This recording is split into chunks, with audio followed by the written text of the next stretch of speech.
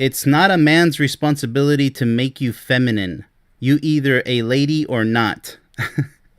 Now, these are taken raw as I found them on social media. So forgive the grammar mistakes from them. Now, let's go ahead and take a look at this. It's not a man's responsibility to make you feminine.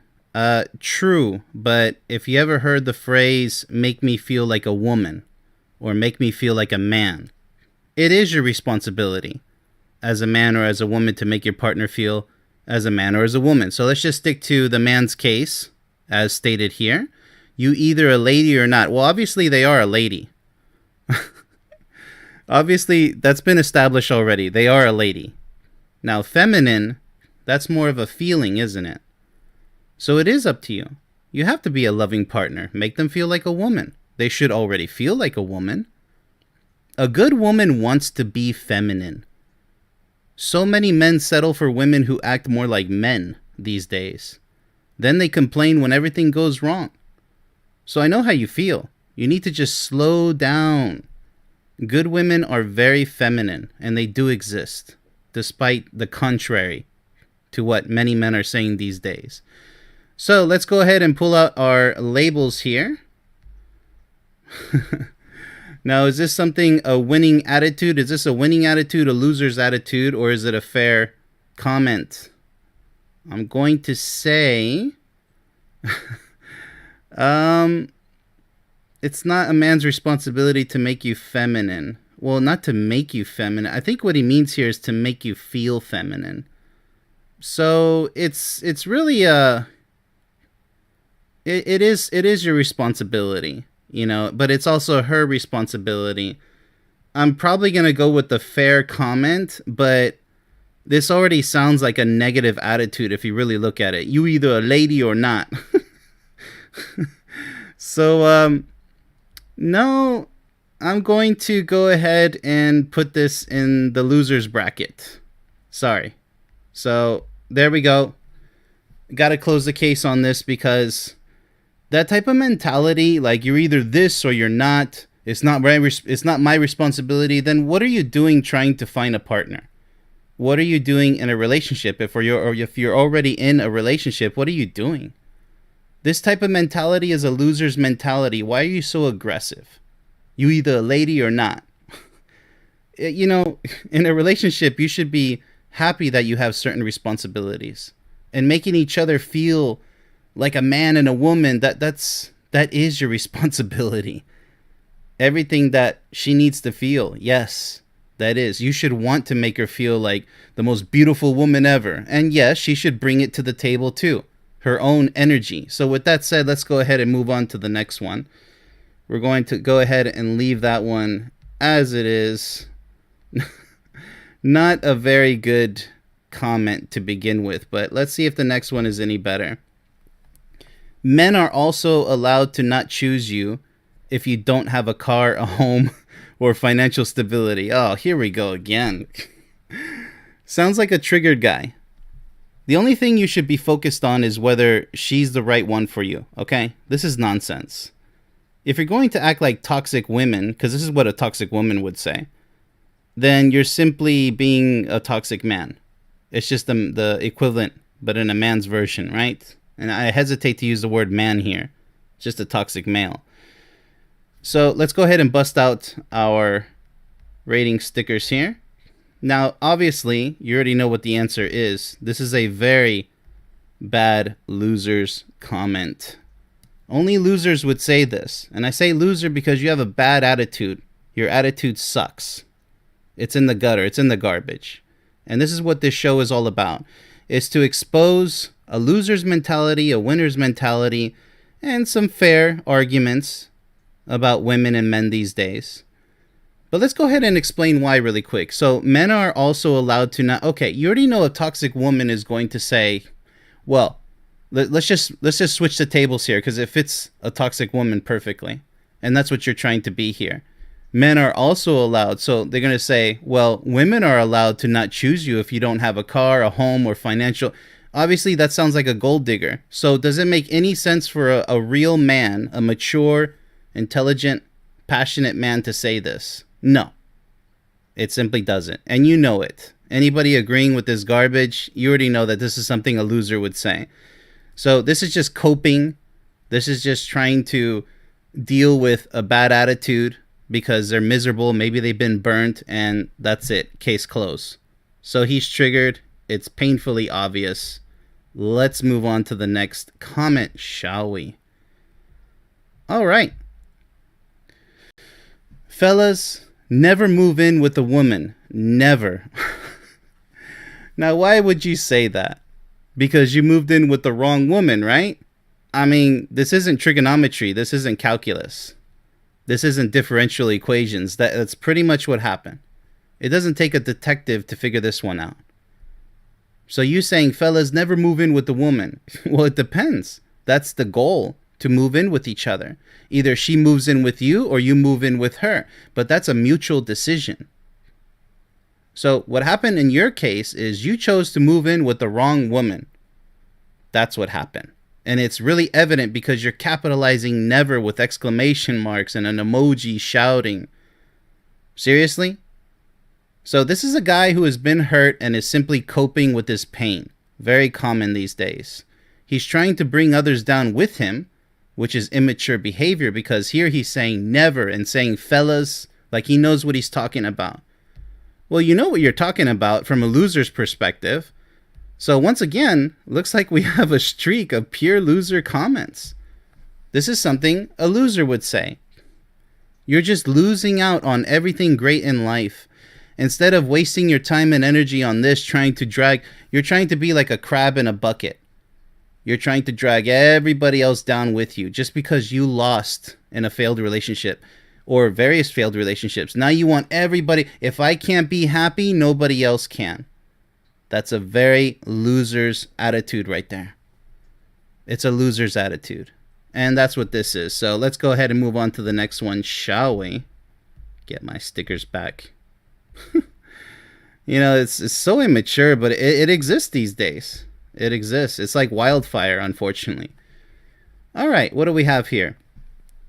Women, I just need some space. Translation. Oh, no, it's one of these. She's giving that space to another man. Okay, so this might be a woman saying this. A toxic woman, mind you. I just need some space. She's giving... Well, it could be a guy saying that too. It doesn't matter. It's a really toxic statement. Actually, the real translation is she may just need some time alone to think things over. That could be the... This is... The thing with toxic people and a loser's mentality is they just assume the worst. They don't think. They're not using their mind. They just think the worst and that's it. Love is not something you rush. Whether she decides to see another man or not, I mean, that's her freedom. It doesn't matter what she... So let me go ahead and assess this statement from my perspective. I just need some space. Okay, maybe she needs some time alone. It depends. Why does she need some space? Or maybe she's doubting the future of the relationship. Maybe it's not looking too good. Everybody has the right to judge. It doesn't matter if the man says this or the woman says this. Or if you both agree to give each other some space. Space is good. I mean, you're talking about a person that you potentially are going to spend the rest of your life with. That deserves time. I mean, if you're going to go ahead and say, well, I got a problem with that because translation, you're probably with another guy. Really? Again, immature, loser's attitude. So there's no other way to put this because it's not a winning attitude. It's not a fair comment because you're making a false assumption. This is yet another straight... I can't believe we have only loser comments so far. Very first episode. But it is what it is. You can't make false assumptions because even if that is the case, then move on to the next person and forget about that woman, right? I mean... Why argue? Why bicker? It doesn't matter how long you guys been together. You need to move on because you're going to end up wasting 10 years, 20 years pondering and just coping about this and being all miserable with a loser's attitude. You're going to waste all that precious time of your life over a past failed relationship and you're going to try to bring others down with you. And that is just a loser's attitude. Let's go ahead and move on, shall we? Hopefully this next one would be good. I don't know. All right. Too many women want marriage without knowing how to be a wife. Okay. I mean, it's definitely challenging to be a great wife, but if she is not showing the perfect signs that you are looking for, such a relationship, especially a marriage, will not survive and thrive. Yeah, that's pretty. Let me go ahead and get the stickers out. Yeah, so too many women want marriage. That is very true because they think that their biological clock is running out. Uh-oh, I'm in my late 20s or mid 20s or early 20s for a lot of women. They're like, "Uh-oh, I have to have kids because I'm not going to become marketable for men." They unfortunately they see themselves as products, which I understand, but that's a really bad way of thinking about it. And so they think time is running out. I need to get married. I need to satisfy what my parents always taught me. I need to be a functioning member of society by being successful in the realm of love, marriage, and be successful. I got it. But stop rushing.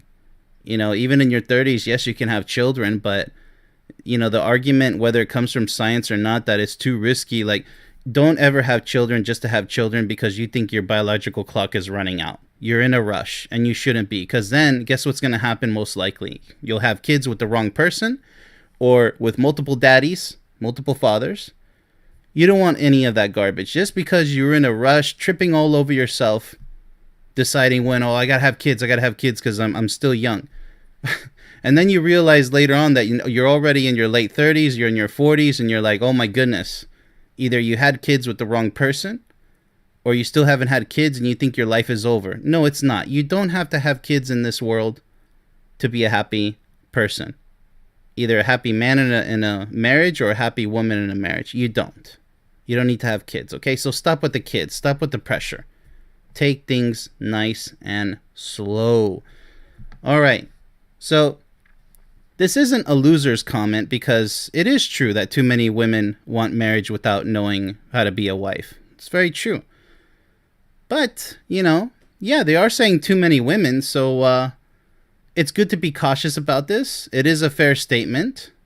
I wouldn't say necessarily it's a winner statement because there's nothing here to be taught, nothing outrageously positive. I mean, it's very simple, so I'm going to go ahead and slap a fair sticker for this one.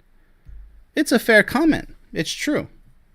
But unfortunately, it doesn't come with any other elaboration. It's just pretty much a statement that we can all agree on. So it is true. But it's also true that too many men want marriage without knowing how to be a great husband. They want to appear that, yeah, I have my wife, I have the car, I have the house, I got the job, from a traditionalist standpoint, but even modern day, you don't have to compete with society. You have what you have because that's what you want to have. End of story. And when it comes to marriage, it's a mutual decision. You both have what you both have because that's what you both want. That's the way marriage works. You can still find good women at a club, just like how you find bad women in church. Yeah, this is a very true statement. You can meet your potential future soulmate almost anywhere, believe it or not. And I'll tell you a wild story really quick. Once upon a time, I had a friend who fell in love with a prostitute. Supposedly, he saved her from such a horrific profession, if you can call it that. Who knows if they're still together? It's possible, but not likely. But the point is, even in the worst case scenario, who knows? That could be your potential soulmate. I'm not saying to go look for your potential soulmate in such areas, okay? I'm just saying that this statement here, you could have the best or the worst in a church or in a club. That's just the mystery of life, isn't it? It all depends on how the relationship goes. So, I'm going to say we have our first winner of the series. So, bravo to this comment. It is a winning comment. You can find your potential future soulmate just about anywhere. It could be a 7-Eleven for those of you who live in the US. It could be at a dollar store. Who knows? Who knows? Let's go ahead and move on to the next one, shall we? Nice winner to start off with. I like that. Our first winner comment of the series. I love it. Okay, so second comment. Okay, settle this for me. Can men and women have honest friendships with no ulterior motives, like wanting to get closer, be more than friends? Well, let's go ahead and take a look at that. It's only possible if the person is single, okay? It's not possible if you're in a serious relationship. If you're committed to your partner, your past opposite sex friends are now just acquaintances because all of your time needs to be focused on each other. I know a lot of people can't handle that. They say, well, I can still have my opposite sex friends. Why do you need them? If anything, they're going to only prove to be a potential problem, especially if your partner has initial trust issues. You don't need friends of the opposite sex anymore once you're taken. If that sounds too sad for you, then you're not ready for a lifelong relationship. You're not. Now, if your partner is comfortable with that, oh, sure, you can have friends that are from the opposite sex while you guys are married in a serious committed relationship, then that's between you two. But just know that you're playing with fire. You're playing with fire because more cases than not, stuff starts to happen. The friends of the opposite sex start getting mixed signals. And then if you have ups and downs, particularly the down part with your partner, those down parts, guess who's going to be potentially a problem? It's those friends that you're trying to lean on, telling you, and especially if you tell these friends of the opposite sex all of your personal life, what's going on in your relationship. So, no, the answer is no if you're taken, but yes if you're single and just browsing, right? Which I don't advise. I think you should go out with one person at a time. But I don't stand for dating. You can read my book and watch my video for more about that on my website. Why I'm against dating. Because it's a rushed sense of false love. All right, so let's go ahead and look at this comment. Okay, settle this for me. Well, it's already settled. Can men and women have honest friendships? Well, honest friendships, there's no other friendship other than honest. Ulterior motives. Well, like I said, you're playing with fire. That's where the ulterior motives will go. All right, so how do I rate this comment? It's just a question. So it's a fair question. I don't expect everybody to know this one, so I'm going to go ahead and list it as a fair question. It's not a winning question. It's not a loser's question or comment. It's perfectly fair. So let's go ahead and just rate this one fair because it's just a simple question. Let's go ahead and move on to our third comment out of 5. Can y'all imagine a girl having more than 50 exes, all online relationships? How would y'all describe her? I'm curious. Oh my goodness. All right, y'all. I would describe her as emotionally lost and mentally confused. Okay. I mean, clearly she's either using men or doesn't know what she wants. Plain and simple. She obviously doesn't know how to choose the right potential partner. Especially online relationships almost always fail. It's almost guaranteed. The chances of you finding somebody online that's legit, it's unnatural. It's artificial. Even with virtual cameras, the microphone, it's not the same as person to person and needs to be in person if you're going to have anything serious. And I kind of really cringe when people say, I found somebody online, we're serious, and you still haven't met each other. You guys could have at least taken a quick vacation to go visit each other or something, at least a day or two. But no, they believe that they're in love because they click. You can like all the same things and click just fine in every checkbox. But it can still fail miserably because you don't have that element, that physical presence. And it's worth more than any words I can possibly spew out right now. So let's address the question here. 50 X's. Well, that's horrible. That's a really bad track record. That's a high body count. Online relationships. Well, it doesn't really count, does it? I mean, see, that's the cringe part. This is really cringe. Now, the person asking this, how would y'all describe her? I'm curious. It's a fair comment, so let's go ahead and put fair up here. It's a fair question, it's a fair comment, but only a loser would actually do this. So this girl would be a complete loser saying that I have 50 exes and they were all strictly online. What are you talking about? You do know that that's not a relationship, right? Online only? That's where the whole cringe comes into the picture. Those don't count as relationships. You have acquaintances online, but if you don't meet these people in person, it's not a real relationship. End of story. Let's go ahead and throw away the book and the key with that one. On to the next comment, shall we? I mean, that's just really cringeworthy, right? To think that you have an online relationship and that counts. No, it doesn't. It's just chatting with somebody. All right, next up, our fourth comment. I feel like I'm not great at dating or handling relationships, and I honestly don't know how to deal with a long distance relationship. What am I supposed to do? Okay, well, first of all, you should stop dating because that's just rushing and hoping that someone will match exactly what you want, much like gambling. Long distance relationships, they only work when love has already been established, okay? There is no long distance relationship if you guys haven't fallen in love with each other. It's one thing to know each other, but to fall in love with each other means this is the one for me. I'm almost completely certain.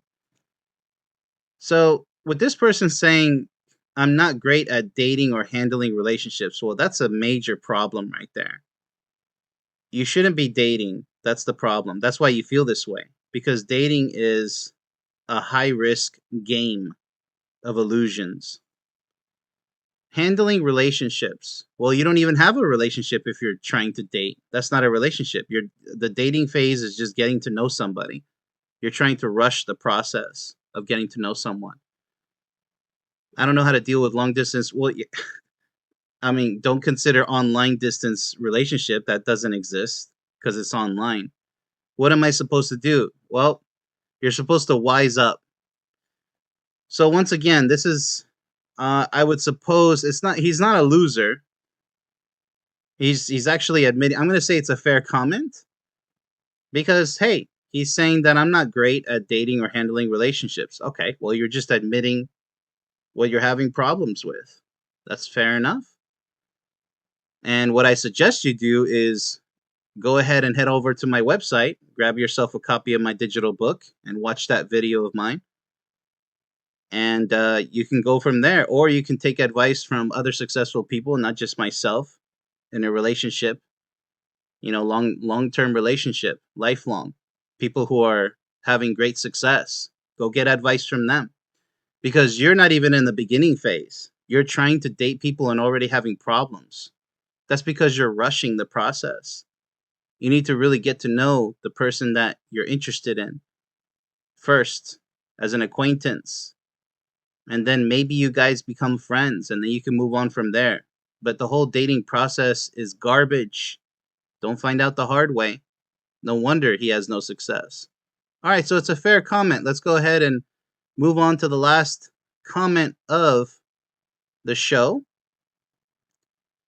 Excuse my rant, but I am completely lost nowadays when it comes to relationships. Being single for a couple of years, okay? Why is it that people want to shove down someone's throats a relationship with just a couple of days of talking? That's a bit aggressive. Just a couple of nice texts, but zero phone or video calls, zero dates. Are you trying to say zero in Spanish? Cero? And they want to be exclusive and then get mad when I say no, someone help. Okay.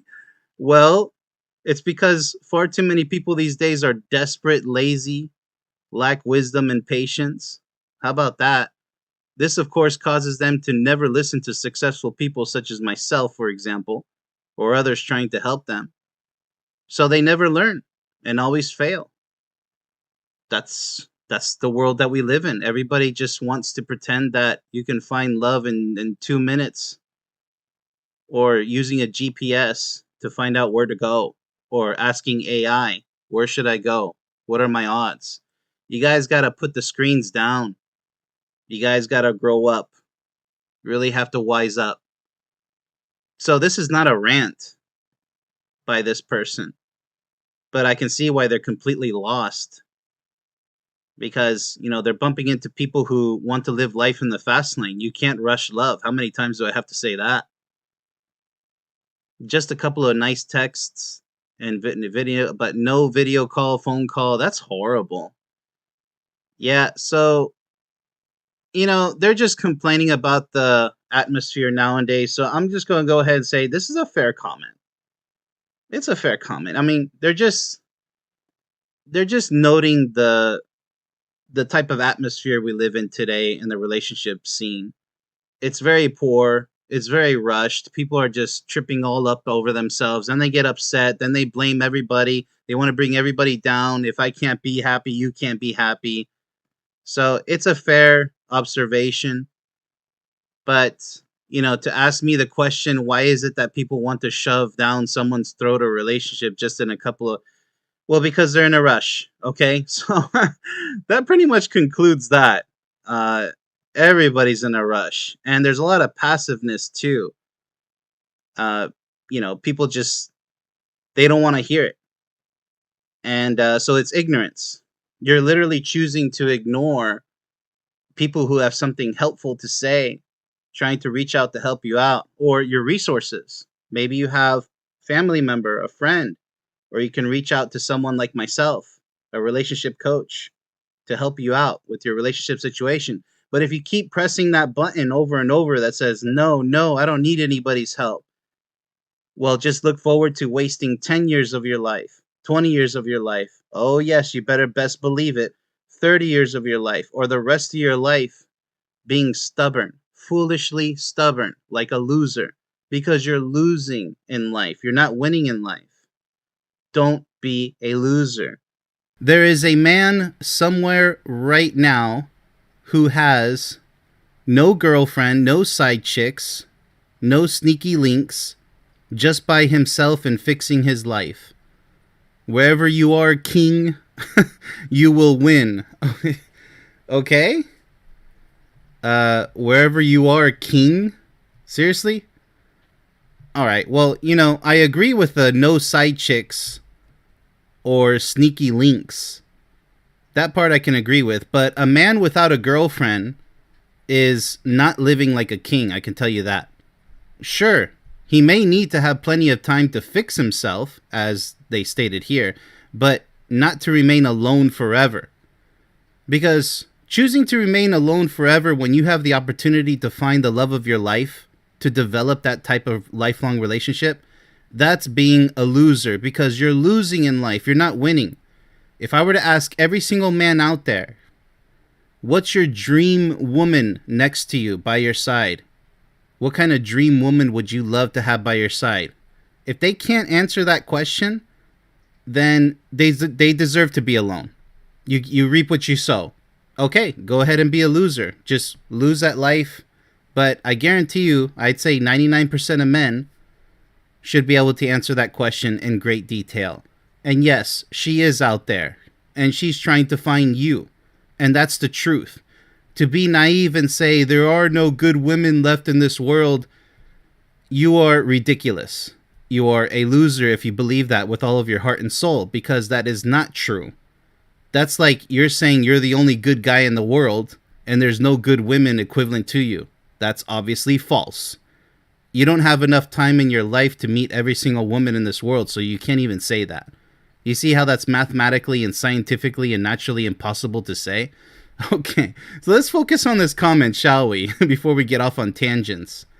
There is a man, I mean, look how they capitalize man.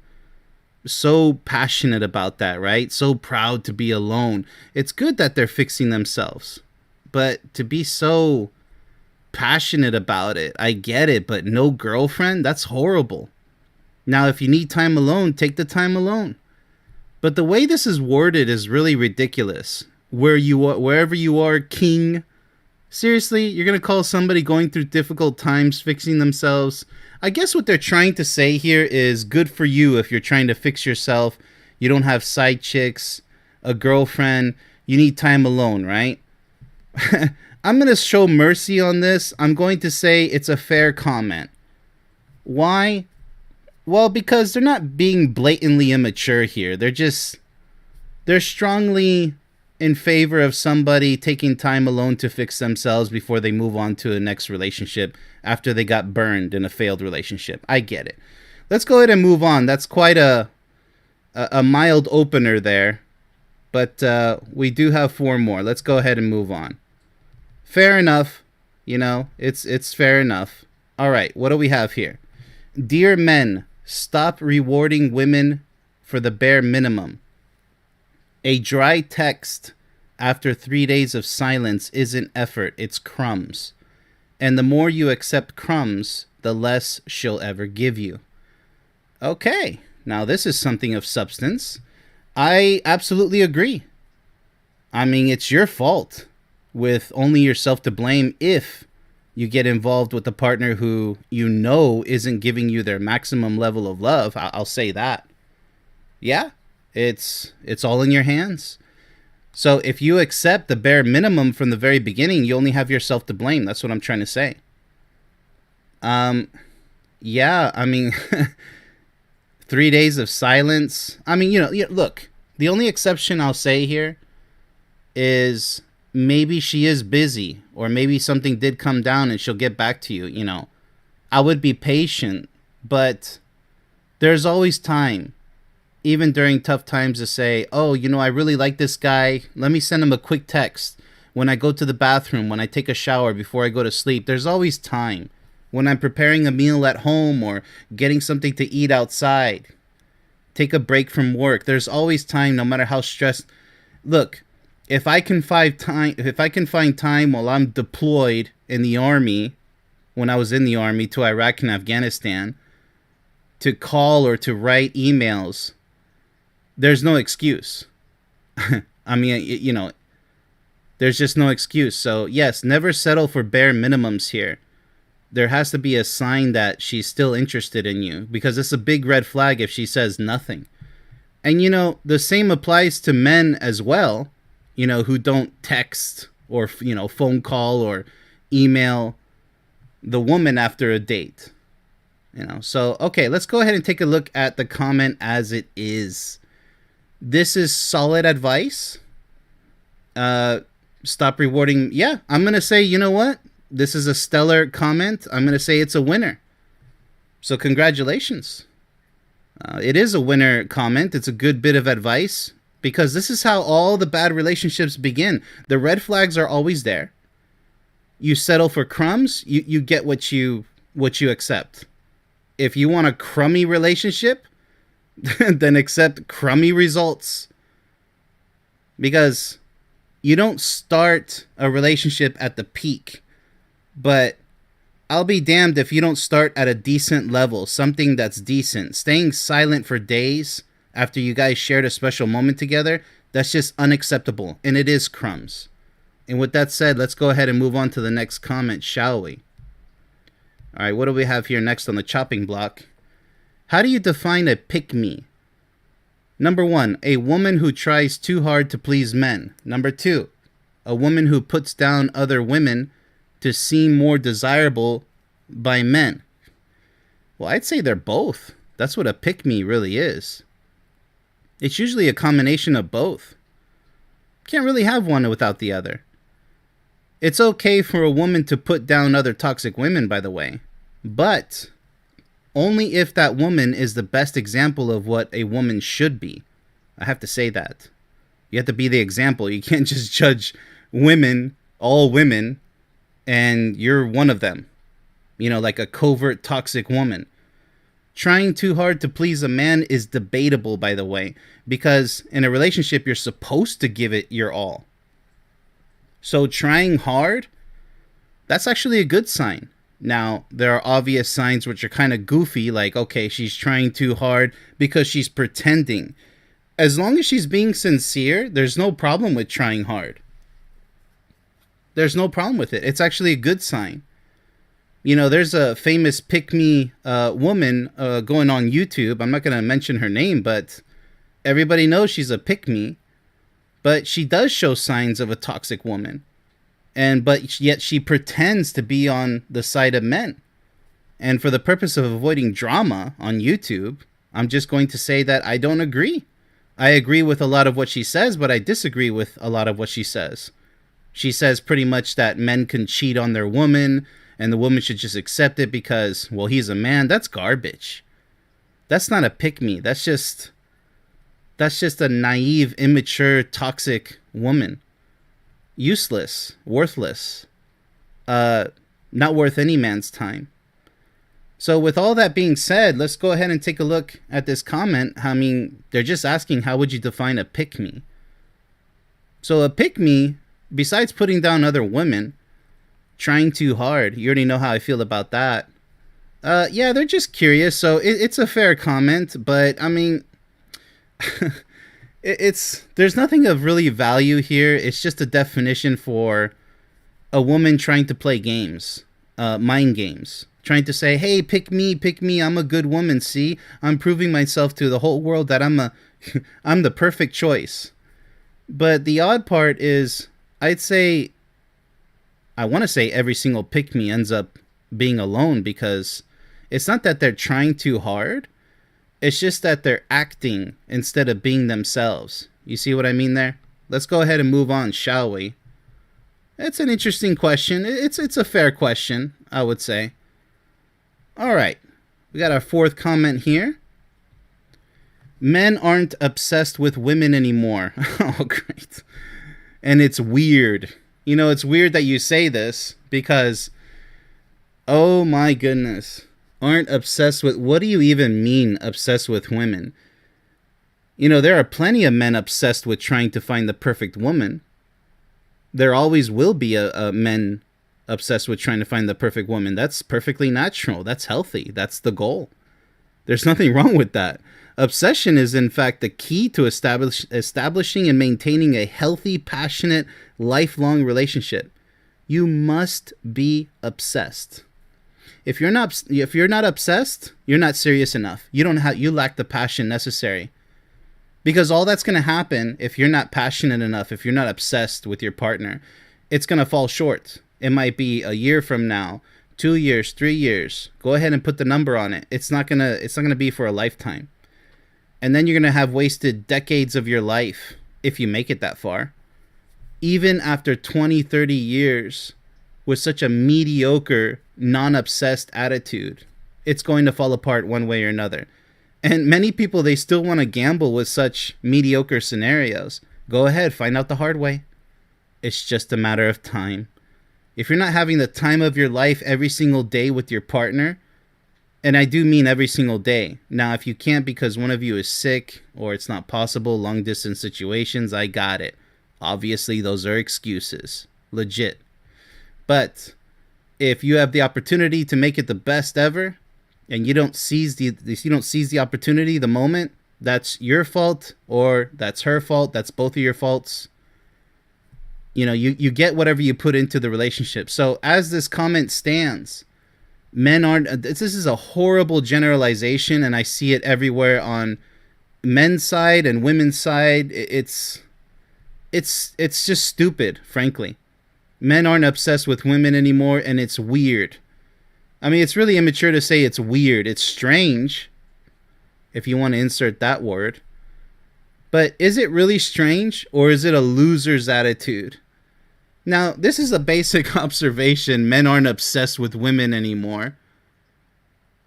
Okay, but you could say the same thing you could say about women, because they're acting more like men. They're more toxic. There's toxic men. There always will be. And there's toxic masculinity and there's toxic femininity. It always works both ways. Anybody who claims that it's only the woman's problem is immature and not even wise, not worth any woman's time. And the same vice versa. It always works both ways. But this statement is borderline a loser statement. But let's judge fairly. Is it simply an observation? It could be. They aren't obsessed with women anymore, and it's weird. Okay. I'm going to give the benefit of the doubt. I really want to smack the loser sticker on this one. I'm going to be fair. Maybe it's just, let's say somebody's just noticing it. I'm going to say it's a fair statement. I'm going to show some mercy here. But if this is a person constantly repeating this, saying, complaining that men aren't obsessed with women, blah, blah, blah, blah, blah, on repeat, like a chimpanzee, smashing the drums 24/7, and that's all they know how to do, then it's a loser comment at that point. You see the difference? I'll just take this at face value. It's a basic observation, a sign of the times, case closed. All right, last comment of the show. Stop triggering yourself by giving attention to situations that no longer serve you. This is all in caps. Wow. Break the cycle. Move forward. All right. This is the main problem with so many men today. They get burned and never learn. They keep choosing toxic woman after toxic woman. Then they complain by saying all women are toxic, when that's obviously false. Yeah. This is a winner comment right here. Because essentially that's all they're doing by complaining 24/7, saying all the women are bad, all the women are horrible. You're just triggering yourself, and you're trying to trigger others to agree with you. You're trying to be like a crabs in a bucket. You're trying to bring the other crab down. That if you can't be happy, nobody else can be happy, as I said before. Yeah. Giving situations that no longer serve you. It's just like also being traumatized by your past. PTSD, that's how it keeps continuing, because you keep remembering those traumatic moments. Just break the cycle, as this person says here. Move forward. You'll never forget those traumatic moments, just like a failed relationship. You'll never forget. You're not supposed to. Your brain remembers everything. You can't ever forget something permanently. You have to accept that fact. The only way to move forward is to stop remembering it so much, unless you're strong enough mentally and emotionally to not only remember it, but use it in a positive way to teach others, to prevent them from suffering the same as you did. Now you become a teacher. You turn that weakness into strength. Understand? Yeah, so with that said, that's a winner's comment. Very nice. Very nice indeed. All right, so if you have a comment that you would like for me to go over on this show, put it down in the comment section down below. And I hope you enjoyed this episode of Coach Ben's Don't Be a Loser. Until next time, much love, everybody. As a married woman, I learned to stop giving advice on marriage or even just relationships in general, because you're not married to my husband and I am not your husband's wife, so my experiences don't apply to you. That's a very scaredy cat comment here. Wow. This is absolutely ridiculous. It's a ridiculous thing to say. I'm willing to bet that she has a mediocre or poor marriage. That's what it sounds like. Because when someone is happily in love, such as myself, they always want to give positive relationship advice to those who actually ask for it. Only a loser would say this. Absolutely. So she believes that her experience means nothing. So that only tells me that her relationship is meaningless. And she says, I learned to stop giving advice on marriage or even just relationships in general. How can you learn by giving up on doing something good for others? It's not mandatory. She doesn't have to give advice to others, but it really does beg the question. Of course, your experience is not the same as anybody else's, but how different do you think your experience is? Hello, there's something called love involved, hopefully, because it doesn't sound like it.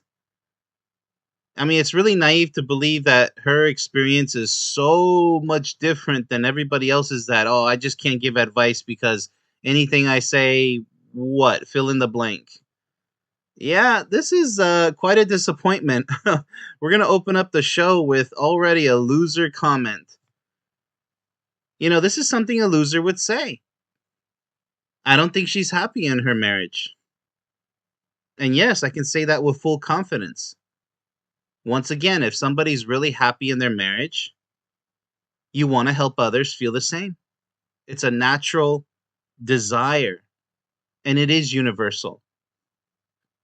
If you're winning at something, in this case, winning at life with love, not being a loser, then you want to share that with others, how to do it. It's why there's coaches in sports. It's why I'm a relationship coach. It's why teachers teach students martial arts to others, adults and children alike. It's why we learn, and it's really ironic how she uses the word learned. You didn't learn anything. You learned to just keep your mouth shut because you doubt what you have to say is actually useful. All you're telling me here with this comment is that you don't have confidence in your marriage to share with other people to benefit them so that they can learn from your knowledge and wisdom. Here you're saying, you know what, I just gave up talking about relationships. Why? Because you're tired of talking about them? Once again, you're not obligated to do so. But this is an attitude problem. This is a loser's attitude.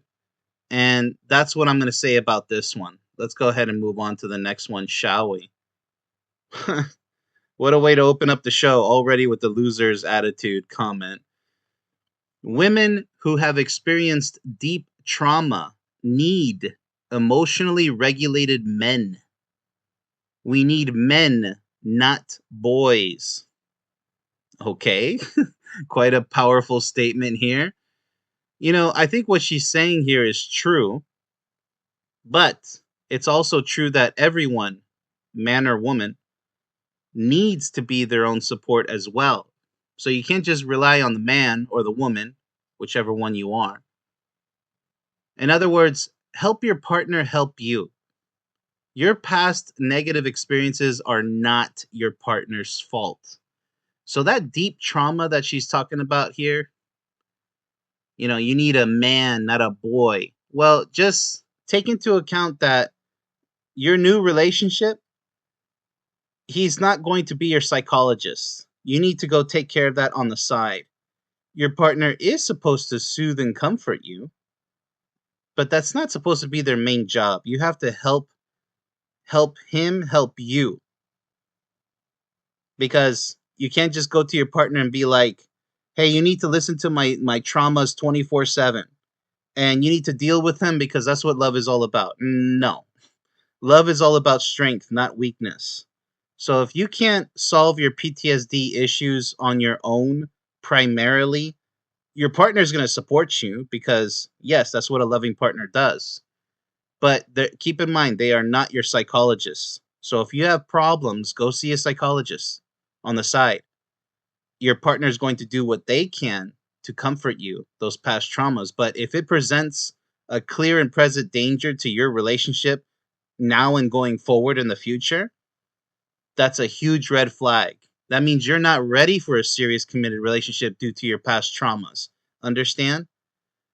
So you have to fix yourself before you end up breaking yourself. And that's your fault because you can't put all that pressure on your partner to fix your mental and emotional traumas. They'll try, but that's not fair to put it all on them. Go see a professional on the side. So in this particular comment, we need men, not boys. Yeah, well, men need women too. We don't need little girls, right? We don't need immature girls who don't know how to deal with their past traumas either. It sounds heartless, but it's not. It's called being mature. It's called being strong. So, where's your strength? Where's your maturity? So, we need men, not boys. It really does sound like she's relying on a man to help her, deal with her emotional, deep trauma here. I don't like the attitude. I don't. It's a fair comment by demanding men and not boys, but I mean, we already know you're looking for another man, so deep trauma need emotionally regulated men. Okay, but you're here's the reason why I'm having such an issue with this comment is you're not emotionally regulated due to your deep trauma, your PTSD. This is a mirror effect. You're actually looking into a mirror and exposing yourself as the only one with the problem here, with the deep trauma. So you need to emotionally regulate yourself, mentally and emotionally regulate. Now, this isn't necessarily a loser statement here, and it is borderline fair, but it is leaning more towards the loser's mentality. You know what? I'm going to slap a loser sticker on here. It is.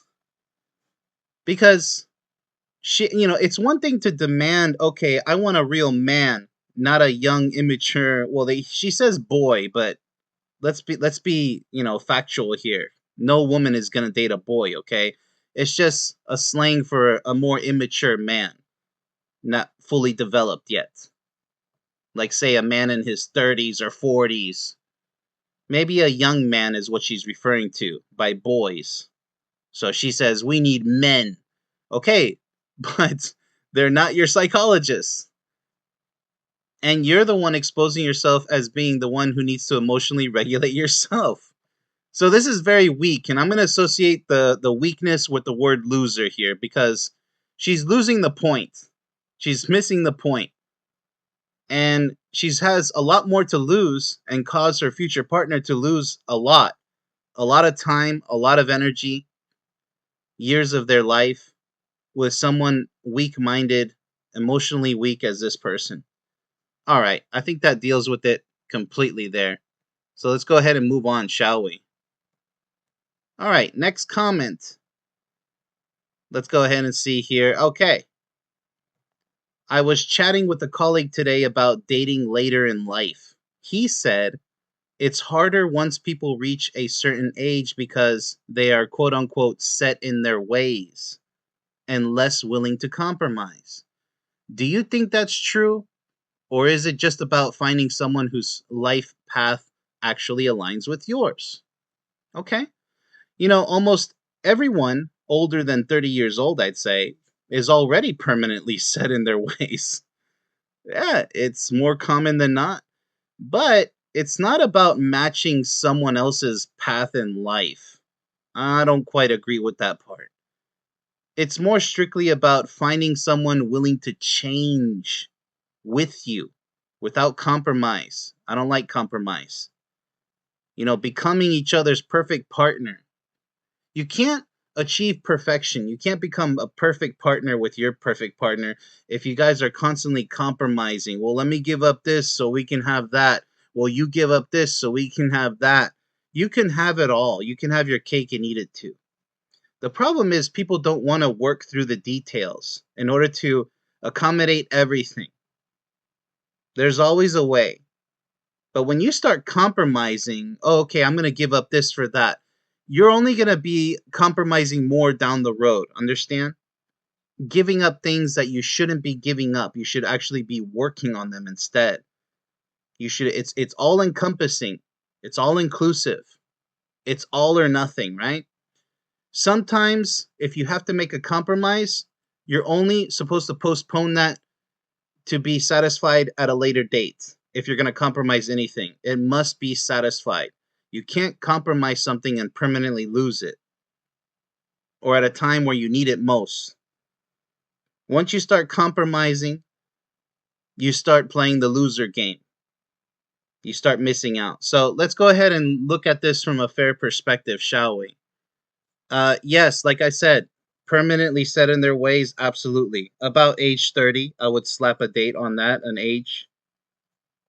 About age 30. You're still young, but you should have your mind made up. I mean, there's a lot of immature 30-year-olds on both sides, men and women, but you should be set in your ways at about in your 30s. Let's be fair, in your 30s.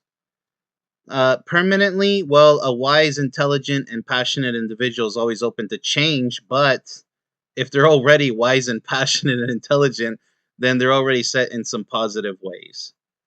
But once again, not compromising. You guys can accommodate each other's needs perfectly fine. Let's go ahead and rate this comment here.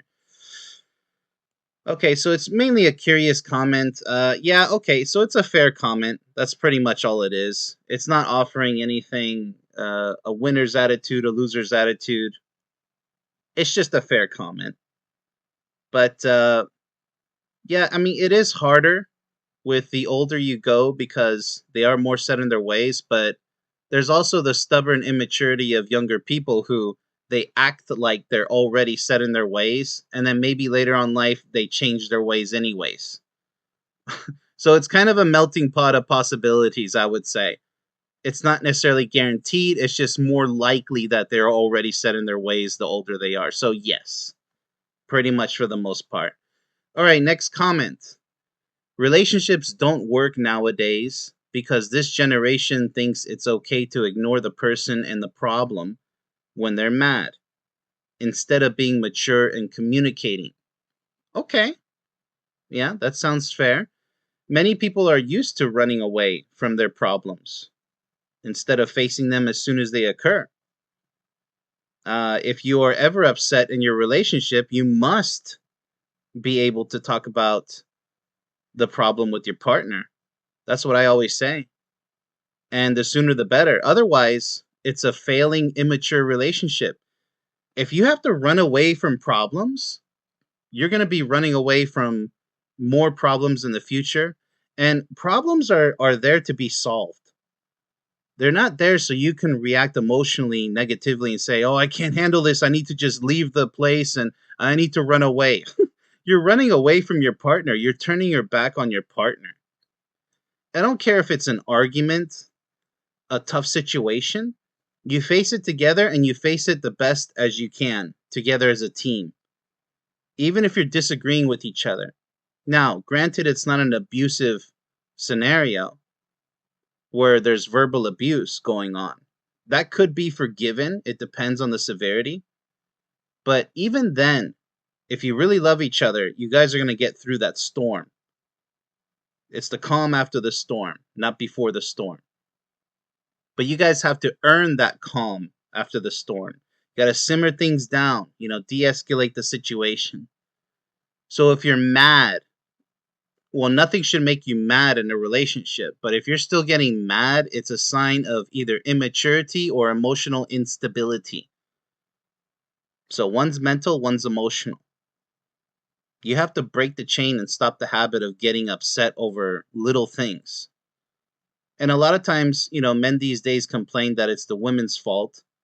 Yeah, a lot of it is because they get angry over the littlest thing.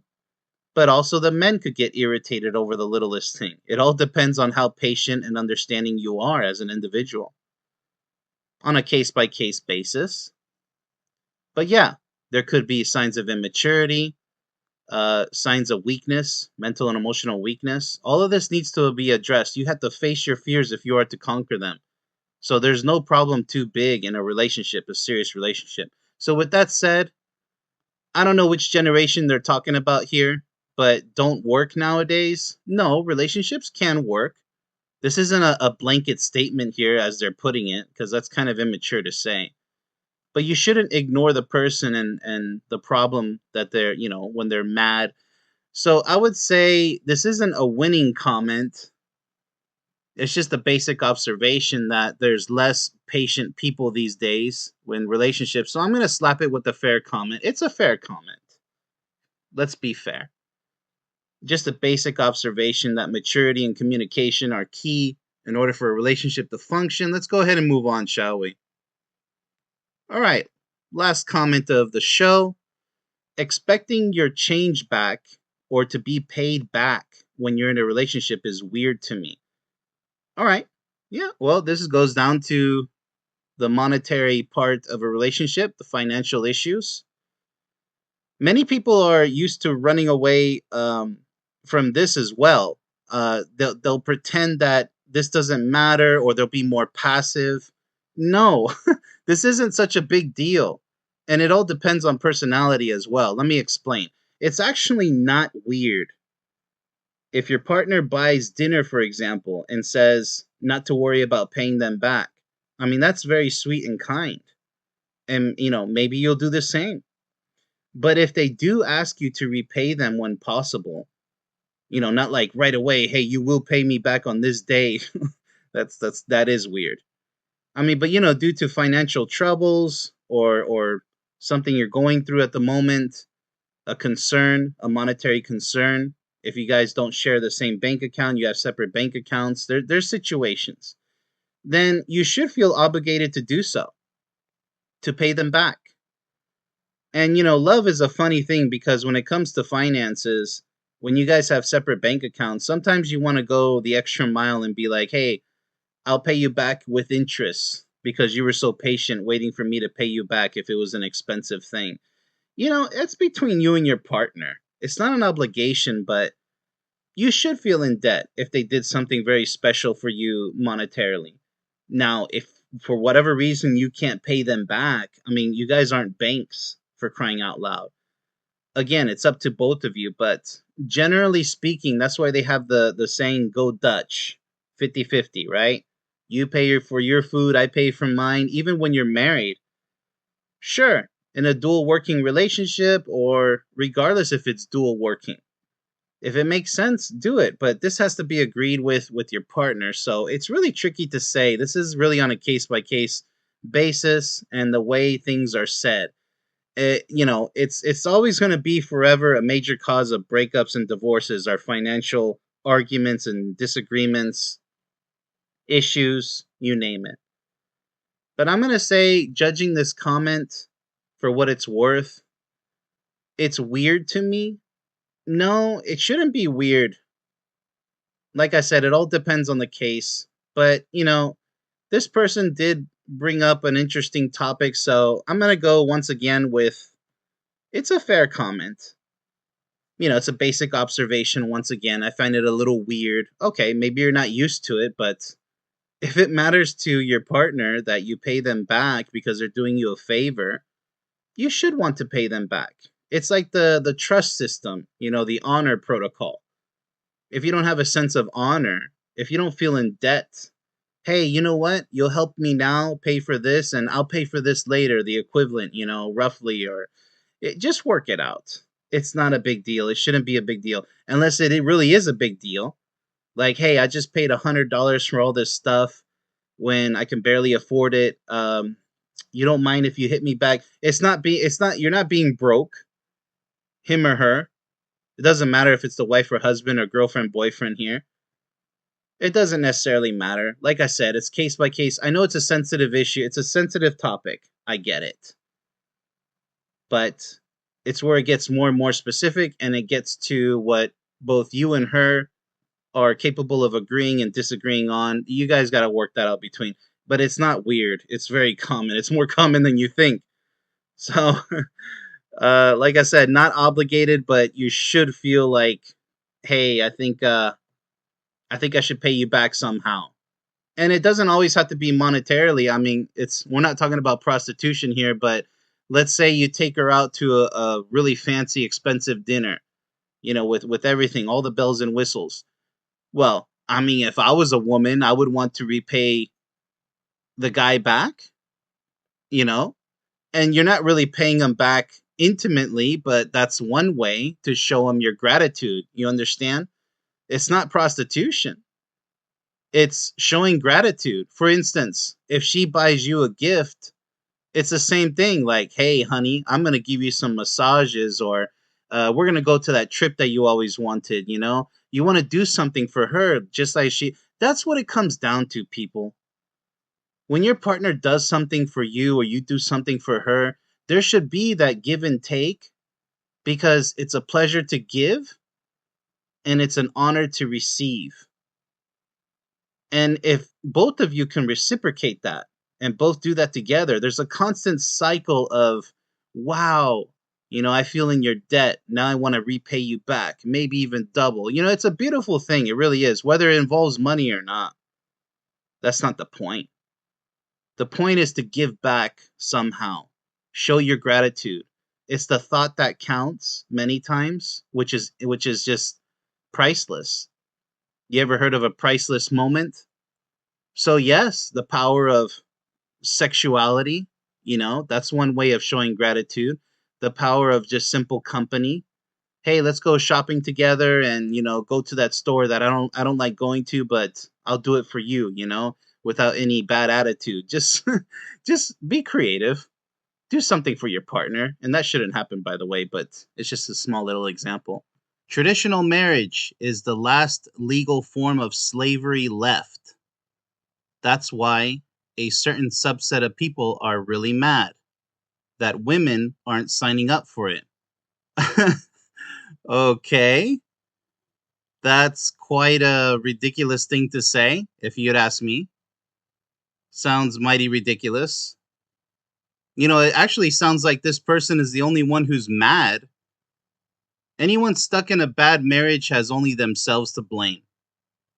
The warning signs were always there, especially before saying yes to marriage. But, too many people simply don't get fully, they don't get to know their partner fully before they say yes to marriage. So that's why marriage has a bad rap, because people don't want to accept responsibility for the decisions that they make leading up to marriage and then finally saying, yes, I do, when they really should say, no, I don't think we should get married because we're not compatible.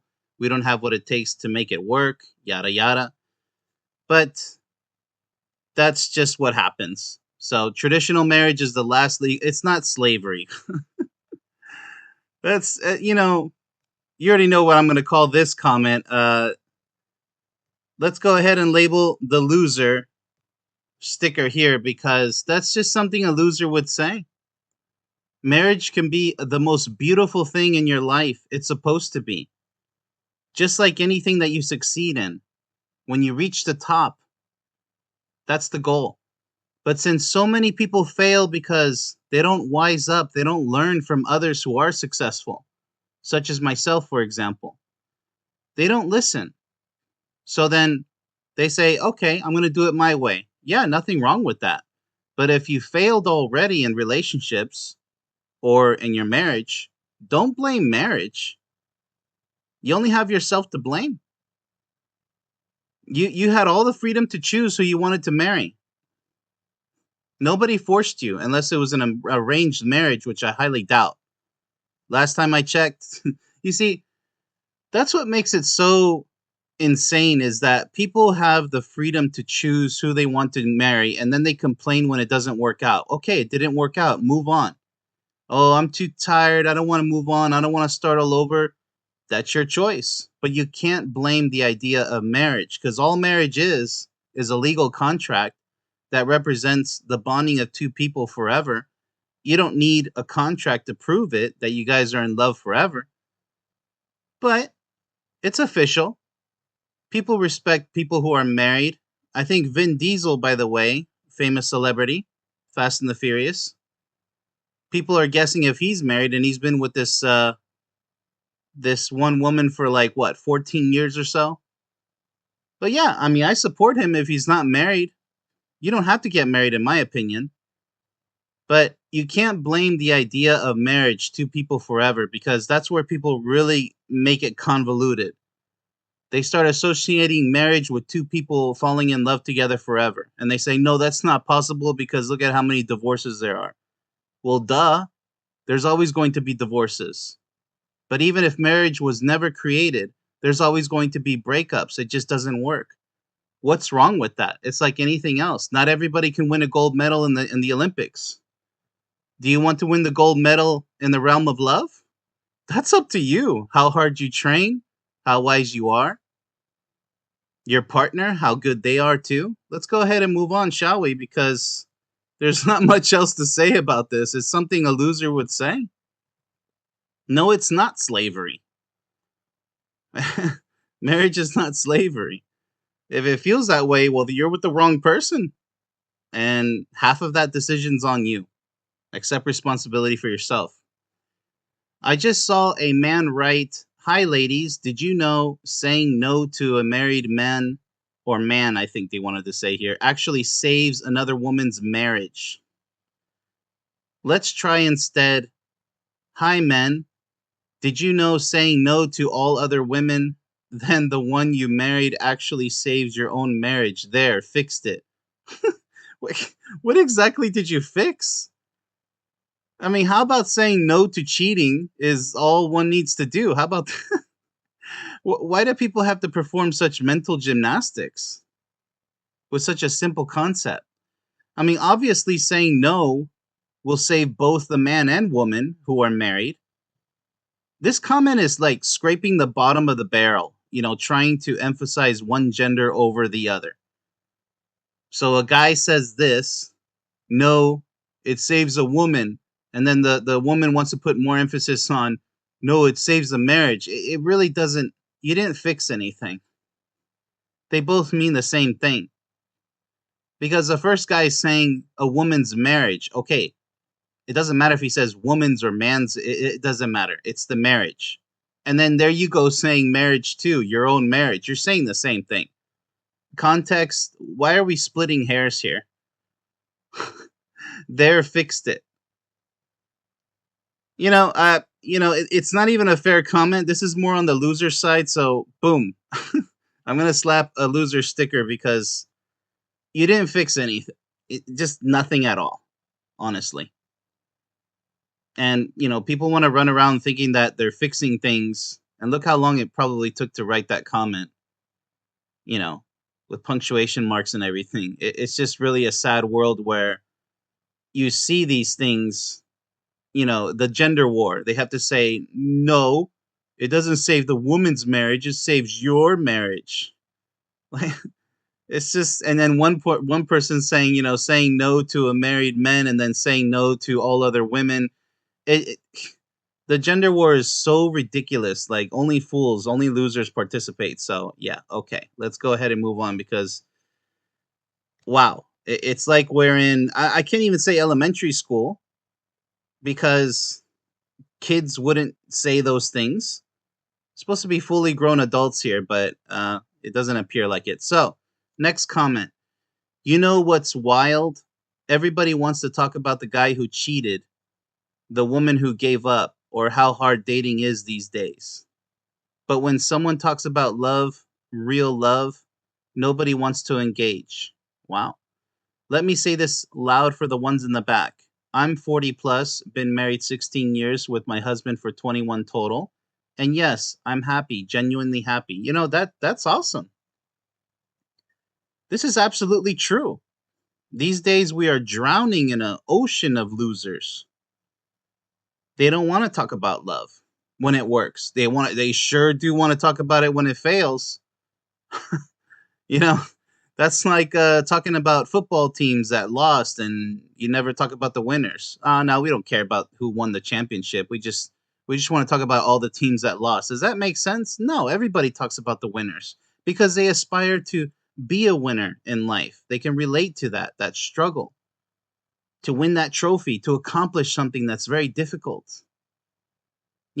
People putting down the natural beauty of a successful, happy marriage. They do it all the time these days. A lot of people. It's because these are lazy, impatient, selfish, and jealous people. Everyone has the ability to succeed with love. But once these people don't succeed, they say, oh, well, I don't care about love and marriage, and I don't care about those who succeed. I don't want to learn anything. I just want to whine and complain 24/7 for the rest of my life. That's a loser. But this comment, on the other hand, congratulations. This is a winning comment. Bravo. Absolutely. You see, there's an example. And when people see an example of a relationship that's working for so many years, nobody wants to comment. Yeah, well, good for you. The jealousy and the envy start flooding in. So, there's a lot of toxic men and women out there who are addicted to negativity. And they don't want to see others succeed. And when others succeed, they don't want to learn from them. They don't pick their brain a little bit. Hey, how did you get your relationship to work? It reminds me of when you're in school, you ask your partner next to you, your fellow student, hey, what did you do for number two? I don't know how to solve it. And the teacher's busy helping somebody else. Help your fellow classmate. Oh, I don't want to ask this nerd over here because he looks geeky. Do you care about what you're trying to learn in class, or you care about the look of the class and who's cool and who's not? Priorities, people. Seriously. That's why we have tutors in school to teach you how to do better in class. Well, marriage is no different. Learn from the experts, learn from the people whose marriages are working, or from myself. I'm trying to teach people out there, hey, this is how it works. And then when it works, you don't have to thank me, thank yourself. I mean, how selfless is that? Let's go ahead and move on, shall we? Yeah, it's not popular, unfortunately, to talk about success. And, people would rather just complain. They're stuck with the drama. It's insanity. It really is. Combining menopause, ADHD, that's attention deficit hyperactivity disorder, and years of keeping our marriage together with hope and duct tape is not going well. Send more duct tape, please.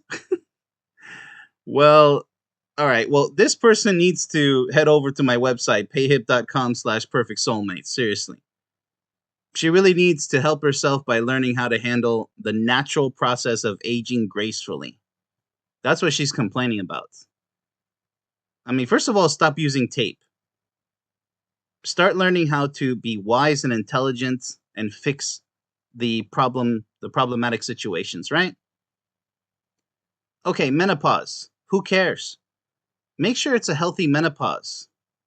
You have premenopause, perimenopause, postmenopause. Go through it with your partner, and they should be very understanding and supportive with you. It shouldn't be bad, right?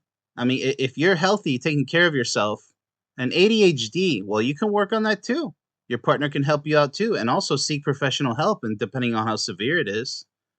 Okay, so years of keeping our marriage together with hope. Well, it depends what you're hoping for. And tape, what are you trying to cover up? You're supposed to address the problems and solve them. Problem solving, not trouble making, right? You're just making a bad situation worse by putting tape on it. And once again, that's something a loser would do, right? Ignore the problem, just tape it up because it worked last time. Yeah, temporarily, but you're not making permanent solutions, are you? So send more duct tape, please. This is a loser's attitude. Just complaining. Now, there's no wisdom or intelligence, so yeah, I'm sorry. I mean, it's not even a fair statement. It's just promoting people giving up. Like, hey, I'm suffering with my marriage. Send more tape, please. I'm sorry. This is a loser's comment. There's nothing productive about it. I mean, it could be funny if she made it into a joke, but she didn't. Okay, well, complain about menopause. Just complain, right? And slap it in social media. Hey, right, women? Right, guys? It's just so unproductive. I can't help but to slap a loser sticker on this one. Let's go ahead and move on to the last comment of the show. Men aren't avoiding marriage, they're avoiding divorce. Oh, great. This is absolutely pathetic, this one right here.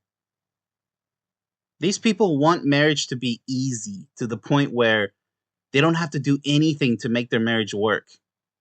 Everything in life requires effort. That's what these people don't understand. Marriage is no different. Success depends on you and your partner.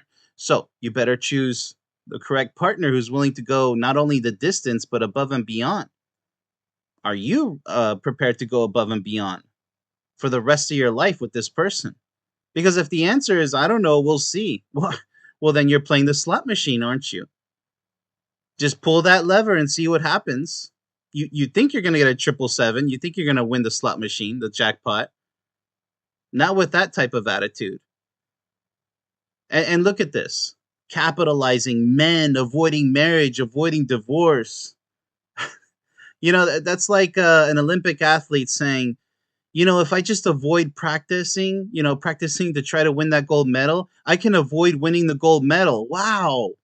Genius. You know what? Just don't practice. And you know what? You don't need to earn the gold medal because, if you just don't practice, then you don't have to worry about the medal. Then why are you in gymnastics? Okay, well, do it on your personal time, but don't compete, right? Nobody's competing in marriage. You're the one who gets to choose the partner that you want to be with. Like I said before, this one is a no-brainer. This one is absolutely a loser's comment. This is something exactly what a loser would say. And there's men and women who are losers. It's just an infestation these days. They don't want to do anything. I mean, just, hey, avoid having kids and you don't have to be a parent. What kind of stupid logic is this, right? I have to use the word stupid because it stupefies the mind. They're trying to degrade everybody's level of intelligence down to zero. Hey, what's the point of living? Let's just crawl into the casket, Just why even live? Why even try to do anything? Why try to win at anything? You just give up, right? Men aren't, avoiding marriage, they're avoiding divorce. I mean, just it makes absolutely no sense. And then people are gonna be, all the hurt people out there are gonna be, yeah, she's right, yeah, so okay, what are you cheering? Can you stop and ask yourself, like, what are you actually cheering for? The fact that you lost in the realm of love when you could be winning and happy, because that's the only path to happiness is a happy marriage, a happy relationship, a happy lifelong relationship. It's not through movies and games and dating a bunch of losers who are losers, but hey, satisfaction, right? All right, let's go ahead and move on, shall we? It's just, it's unbelievable, but you got to believe it because that's the reality for a lot of people these days. People get lazier, they get more impatient. That's why there's this ADHD epidemic. It's just impatience. Men who abuse women should go to prison. Wow. Women who lie about men abusing them should also go to prison. Well, that's pretty extreme. That's kind of sort of extreme there. I mean, I agree that physical abuse and domestic verbal abuse that is just way out of line. I'm talking about extreme yelling. Everybody has their threshold, but it all depends on a person's threshold, how much verbal abuse you can take, but definitely physical abuse, absolutely. They should at least go to jail because you got to remember, being put in jail is to be detained and questioned to see what happened. And then if you go enough times to jail, then eventually, yes, I imagine under a court order, you get sentenced to prison. So it's not that easy. There is a process. There's a lot of injustice too in a lot of physical abuse cases. But with that being said, yes, but if you're screaming abuse when it's not really abuse, it's just a lot of verbal conflict, but it's not to the point where, it's not escalating to dangerous borderline physical abuse. It's a sensitive topic, but like I said, everybody has their thresholds.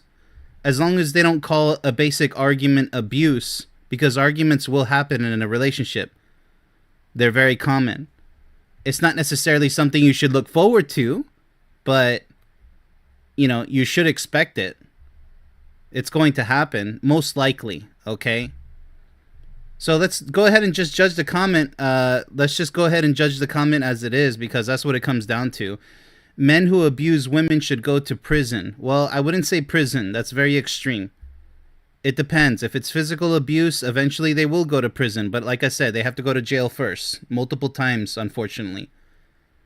And then go through a court case. Women who lie about men abusing them should go to prison. That's very harsh. They would have to be chronically lying about a man abusing them. And even then, just end the relationship and get out of there, right? I mean, but to go to prison, that's very extreme. This is, in other words, this is not a well thought out comment. This is a very emotionally charged comment, is what I'm suspecting. And that's why it's written this way. It was written with just emotion and not, I mean, look, it's all in caps. Too much emotion here, not enough focus and concentration, because when you're dealing with cases, whether somebody, man or woman, should go to jail or prison, These are very strong accusations to begin with, and that's why it's called justice. There's a just system that's in place. I know it's held by the government, but it's all we have. So you don't want innocent people going to prison, most definitely, or even being jailed. Innocent people with false reports. So this is a very naive comment. I understand that. I agree 100% with the physical abuse, but it's I'm going to say that it's a loser's comment because it wasn't well thought of before they wrote this. This doesn't help anybody, understand? All it does is it spreads negative energy, negative emotional energy to other people who they feel enraged by somebody who is either is going through an abuse case or they've been lied to, meaning that somebody's lying about them abusing somebody else or their spouse or their girlfriend or boyfriend. It doesn't matter. There's a lot of different ways you can slice this apple. And so, in other words, lying, just like they said, women. And yeah, most commonly it is women who lie about men abusing them. But, this is not a wide, this isn't like large numbers we're talking about. And it all depends on the demographics and situations case by case. So I'm just going to label this a loser comment because it's not productive. It doesn't help anybody in terms of intelligence or wisdom. So let's go ahead and leave it at that. Prison, my goodness. Yeah, let's go ahead and move on. No offense to the poster, but they were just not in a good headspace when they wrote that comment. And that's what I don't appreciate. That's why I say a loser's comment. Because they're missing everything. It's not productive at all. Understand? Dear men, stop waiting for an apology that's never coming. Accept what happened, take your power back, and move on quietly. Well, who are you to say move on quietly? Maybe there's a lot to say about it. You mean just stop arguing and don't expect an apology from a narcissistic woman? Or an abusive woman or a bad situation, bad relationship? If that's what you're saying, sure, but sometimes an apology might come. Now, okay, let's go ahead and give the benefit of the doubt. I'm going to go ahead and slap a fair sticker on this one. It's a fair comment. I understand what they're trying to say. Stop waiting for an apology from, let's say, a narcissistic woman who just, they don't care. They're never going to apologize. They're just going to be set in their ways. They only care about themselves, like a typical narcissist. Yeah, it's never coming. You'll never get your apology. The one that you deserve, by the way. Accept what happened. It is what it is. Many times there's nothing you can do about it. So it is a fair comment. Take your power back. Yeah, just salvage what you can and move on. But you don't have to move on quietly. I disagree with that part. So not exactly a winner's statement here, but it's a fair statement. I for the most part, I agree. I get it. It is what it is. Okay. So the third comment here on our show today, a hot take. They have so many of these. You're not ready to be in a relationship if you're not ready to be vulnerable.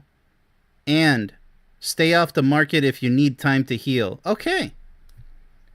Yes, I absolutely agree with this. This is our winning comment. Yes, absolutely. You need to be vulnerable in a relationship. I see this with toxic masculinity and toxic femininity. Toxic people who are afraid to be more feminine or be more masculine. I'll describe that. So a woman who's afraid to take charge, they act like a damsel in distress 24/7. They need you to hold their hand through everything.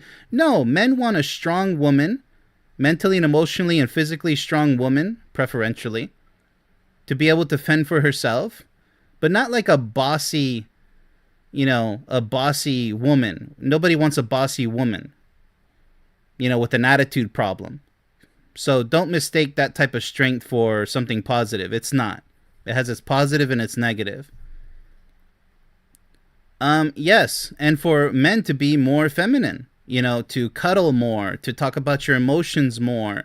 All that toxic masculinity is, I'm a man of few words. I don't need to say anything. Just an attitude problem. And that's really toxic because Communication is key in a relationship, and if you can't be on your feminine side, which is really masculine if you ask me, the ability to communicate your feelings, soft and strong, the ability to empathize with your girlfriend or wife, you need to be able to put yourself in her head and her shoes, understand where she's coming from, how she might be feeling, and that requires for you to be in touch with your feminine side.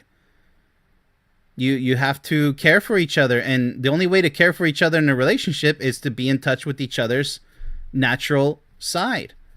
So she needs to be in touch with her masculine side when it comes to stepping up to the plate and defending you and protecting you and serving you like a man would serve a woman. Vice versa. It always goes both ways. So vulnerability, absolutely. I don't really see it as vulnerable, because vulnerability, kind of points towards something that you might be a little ashamed or embarrassed. No, there shouldn't be any shame or embarrassment. Just speak your feelings. Be vulnerable is to be open, communicative. Very deep down inside, what is it that you really feel? Don't lie to each other, and don't play games, and don't put on a facade. Don't act like you're so tough, whether you're a man or a woman. When you're around each other, be open.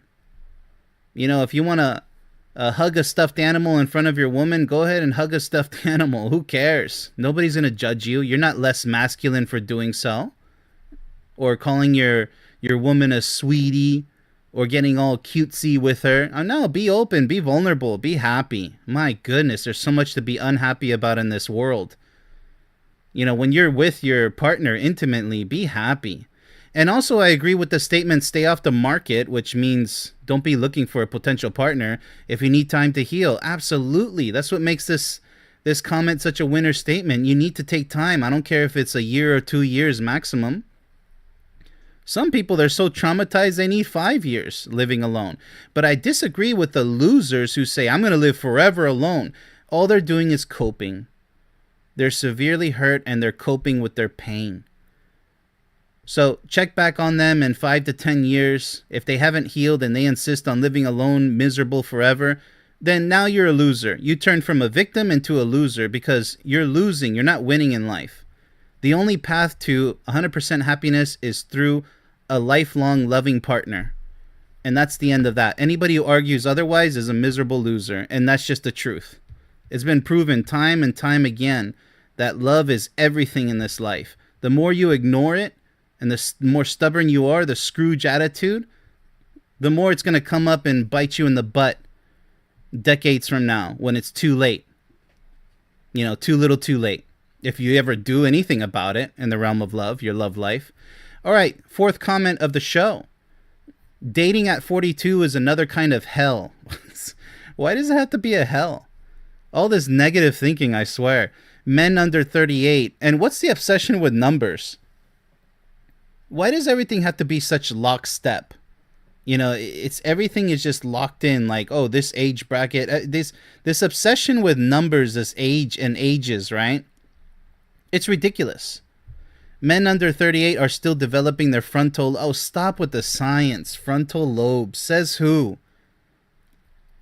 Says who? I disagree with science on a lot of things when it comes to relationship. I mean, I can tell you that.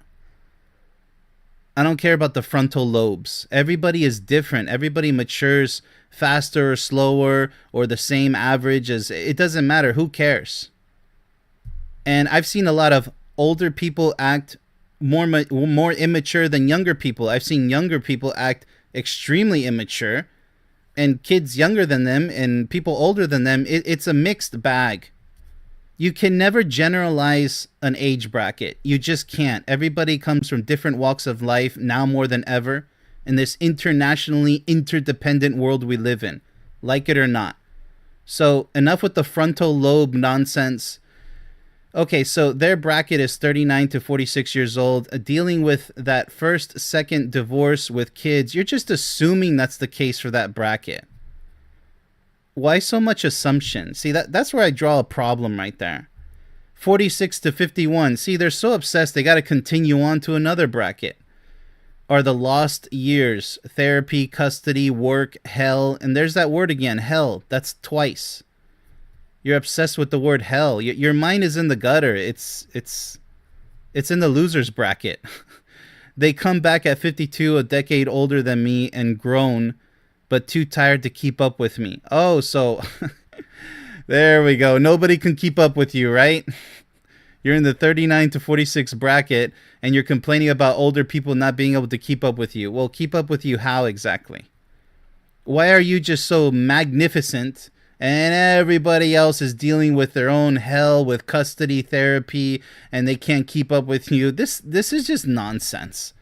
This is an overgeneralization and I definitely don't like it. It doesn't help anybody. It only adds more fuel to the fire of ignorance, and I'm going to slap it with the loser sticker. Boom. That's what you get because that's what you have. That's what you deserve. With this type of attitude, of course, nobody can keep up with your nonsense. All you're doing is whining about generalizations that you've already made your mind up about.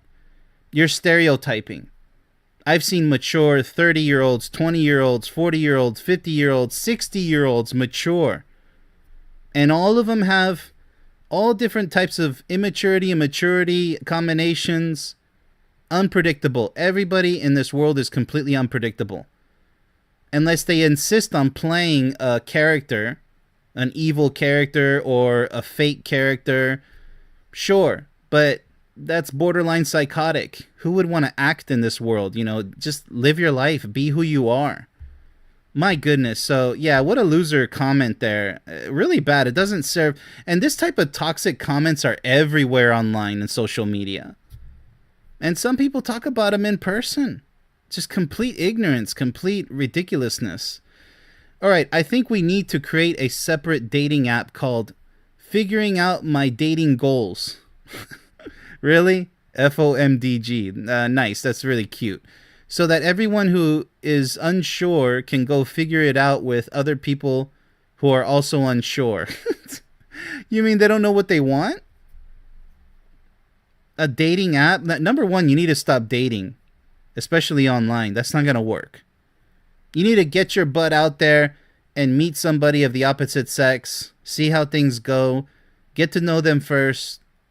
Dating is for rushers, for people who like rushing in life. The more you rush, the more you'll trip. The tortoise always wins the race, not the hare, the rabbit, right? The turtle. Now, don't go too slow in life, but it's safer to go slower than it is to go faster, and that's what dating is. She can be looking her best, behaving her best, and you too, and it still maybe doesn't work out because it's just playing a persona when you're dating. You need to just simply get to know this person and don't be in a rush into becoming partners. You need to make it clear that, hey, I'm looking for a potential partner, but friendship, right? Whatever happened to friendship? You know, you guys have to become best friends. And then let's see if, you know, but you don't have to take years to get there. It depends. It depends. To each their own. But yeah, this type of comment here, let's go ahead and see how we can judge this. Another app. Nobody needs another app for people who are really confused. What these people need is to go to my website, payhip.com/perfectsoulmates, grab themselves either both my digital book and video in the Perfect Soulmate Solution or one or the other. Because that's a great start. Let's go ahead and slap a... Well, you know, this person is obviously frustrated because they're on a dating app and they're not, they're meeting people who don't know what they want. So they're frustrated. It's not exactly a loser comment. You know, there's not an attitude problem here. They're just frustrated. So I'm going to slap a fair sticker on this one. There's nothing necessarily painfully wrong about this. They're just complaining about the dating app with too many people who don't know what they want. Men realizing that they are actually the prize is what annoys women the most. Oh my goodness, the level of immaturity is through the roof with this one. This is part of the foolish gender war. All of the hurt men are going to go, yeah, you tell those women. Tell them what? That you're the prize? So women are not the prize? You know, as someone who's in love myself, I consider both the man and the woman to be the prize. How about that? So for her, you're her prize, and she should be your prize. What are we talking about here? Because if you go with this toxic masculinity attitude here, oh, well, men are the prize, then you're saying that women are not the prize. Well, good luck with that attitude. No woman is going to want to love you, and that's probably why you're going to justify being alone, because you probably deserve to be alone at that point with a poor negative toxic attitude like that. And there's plenty of toxic women out there saying the same thing. Just reverse this. Women realizing that they are actually the prize is what annoys men the most. It always works both ways, for good or for bad. So this statement here is obviously, what an opener. A loser statement. This is something exactly what a loser would say. Obviously, they're what people would call butthurt, right? They're very upset. They got burned. And they're trying to dish out their frustration on the opposite sex. In this case, women.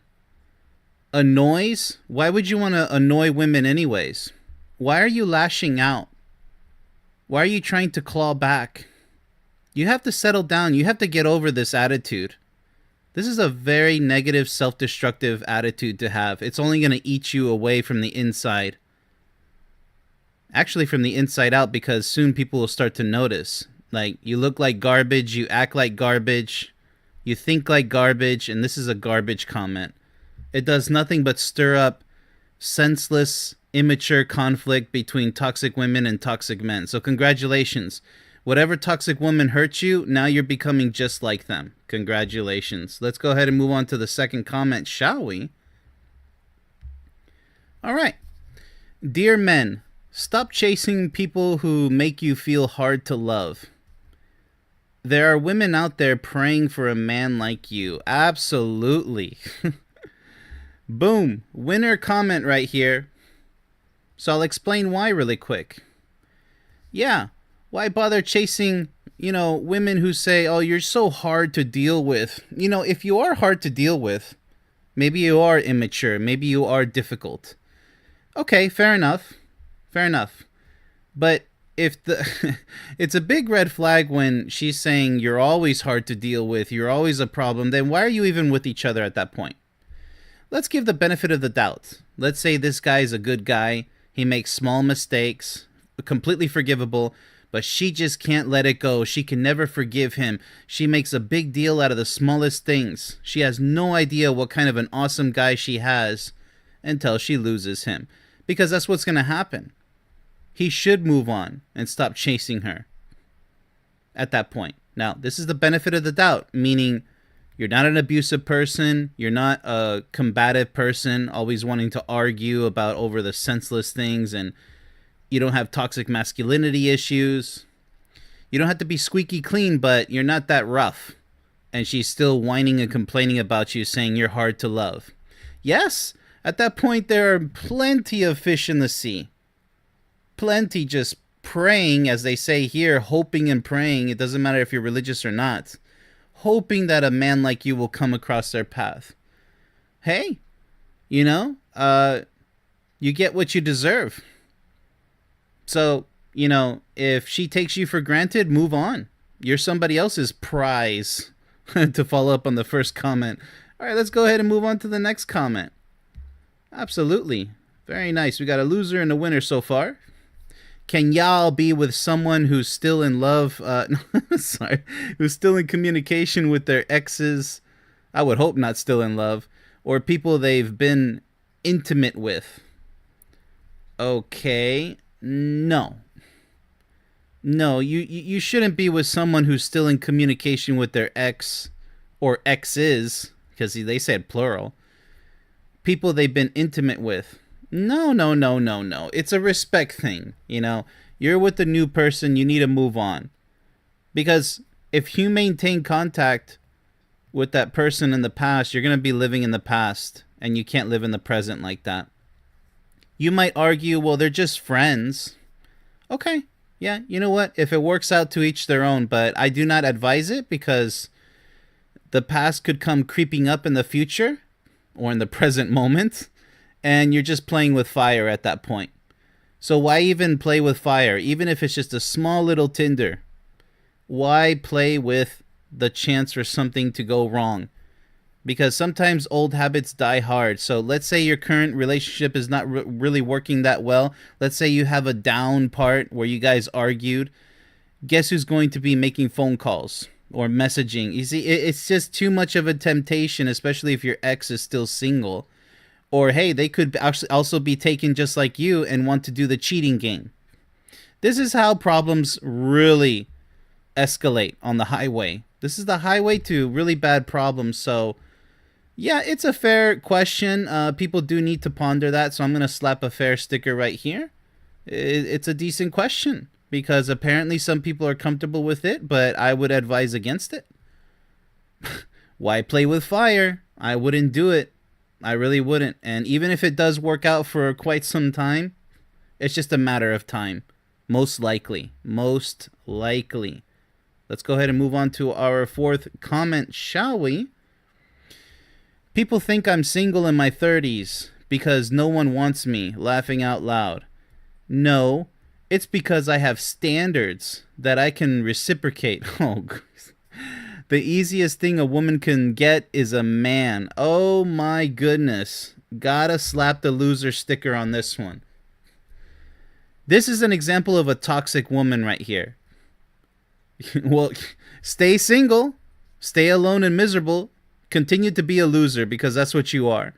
People think I'm single in my 30s. What happened to your 20s? And in your 30s, how far along are you in your 30s? Still single. Because that just spells failure. And with an attitude like this, it's no wonder. You're taking all the guesswork out of it as to why you're still alone and miserable. And you're proving, you're not laughing out loud. You're crying in silence every night because nobody is there next to you. And all those guys that you might be goofing around with, calling yourself single, you know, those one night stands, they're gone the next morning. Trust me, I think they use you as much as you use them. And that's the type of life you want? You think that's funny? It's not funny. You pretty much just expose yourself as a loser. It's because I have standards. Really, do you? What kind of standards are those? Obviously, standards probably far too unrealistic, which is why you're still single and alone. And you can reciprocate. Okay, well, why did you fail to this point? You're a failure. Congratulations. And you're telling the whole world that you are. So you're not laughing out loud. And it's not easy for a woman to get a man. It's easy for an easy woman to get an easy man and have a good time. You know, just that's all it's going to be. It's not going to be deep. It's not going to be love. It's not going to be meaningful. Heck, if that's what you want, go ahead. Yeah, sure. It's easy for a guy to get a girl too. To get a woman. Absolutely. It just depends what kind of case we're talking about here. You know, if you go to a bar, if you go to a strip club, if you go to wherever it is, a club, just a dance club. Okay, well, you can pick somebody up there, sure, but you can't just call it a relationship, even if it lasts a few weeks or days or months, maybe a couple of years. I mean, sure, you know, they could end up being the one, but what are the odds? They are not in your favor, I'll tell you that. 90-something% I would slap that type of percentage that it's going to fail. And sooner rather than later. But go ahead and take your chances. There's a reason why people are still single. They don't know what love really is. They don't know what it requires in order to work. You know, make a relationship work with the power of love. And that's why I wrote my book and I created this beautiful video for those who don't like reading books to sum it all up. Exactly what love requires, all the intricacies. You have to go above and beyond, and it's not as hard as you think. But when you have a garbage loser mentality like this on either side, men or women, yeah, just expect more of the same failures in the future. So this lady right here is going to most likely be in her 40s, 50s with the same bad attitude, and it's not going to go good for her. Most likely. Let's go ahead and move on to the last comment, shall we? Rupture and repair is the foundation of a relationship. If you don't rupture, you're stuck on the surface. If you rupture and can't repair, you're missing the deepest chance to grow closer. Life is weird. There are ebbs and flows. You need to find someone you can ride the waves with. Okay. Yeah, I would avoid the ruptures. It should be a rocky road sometimes, if you guys clash heads.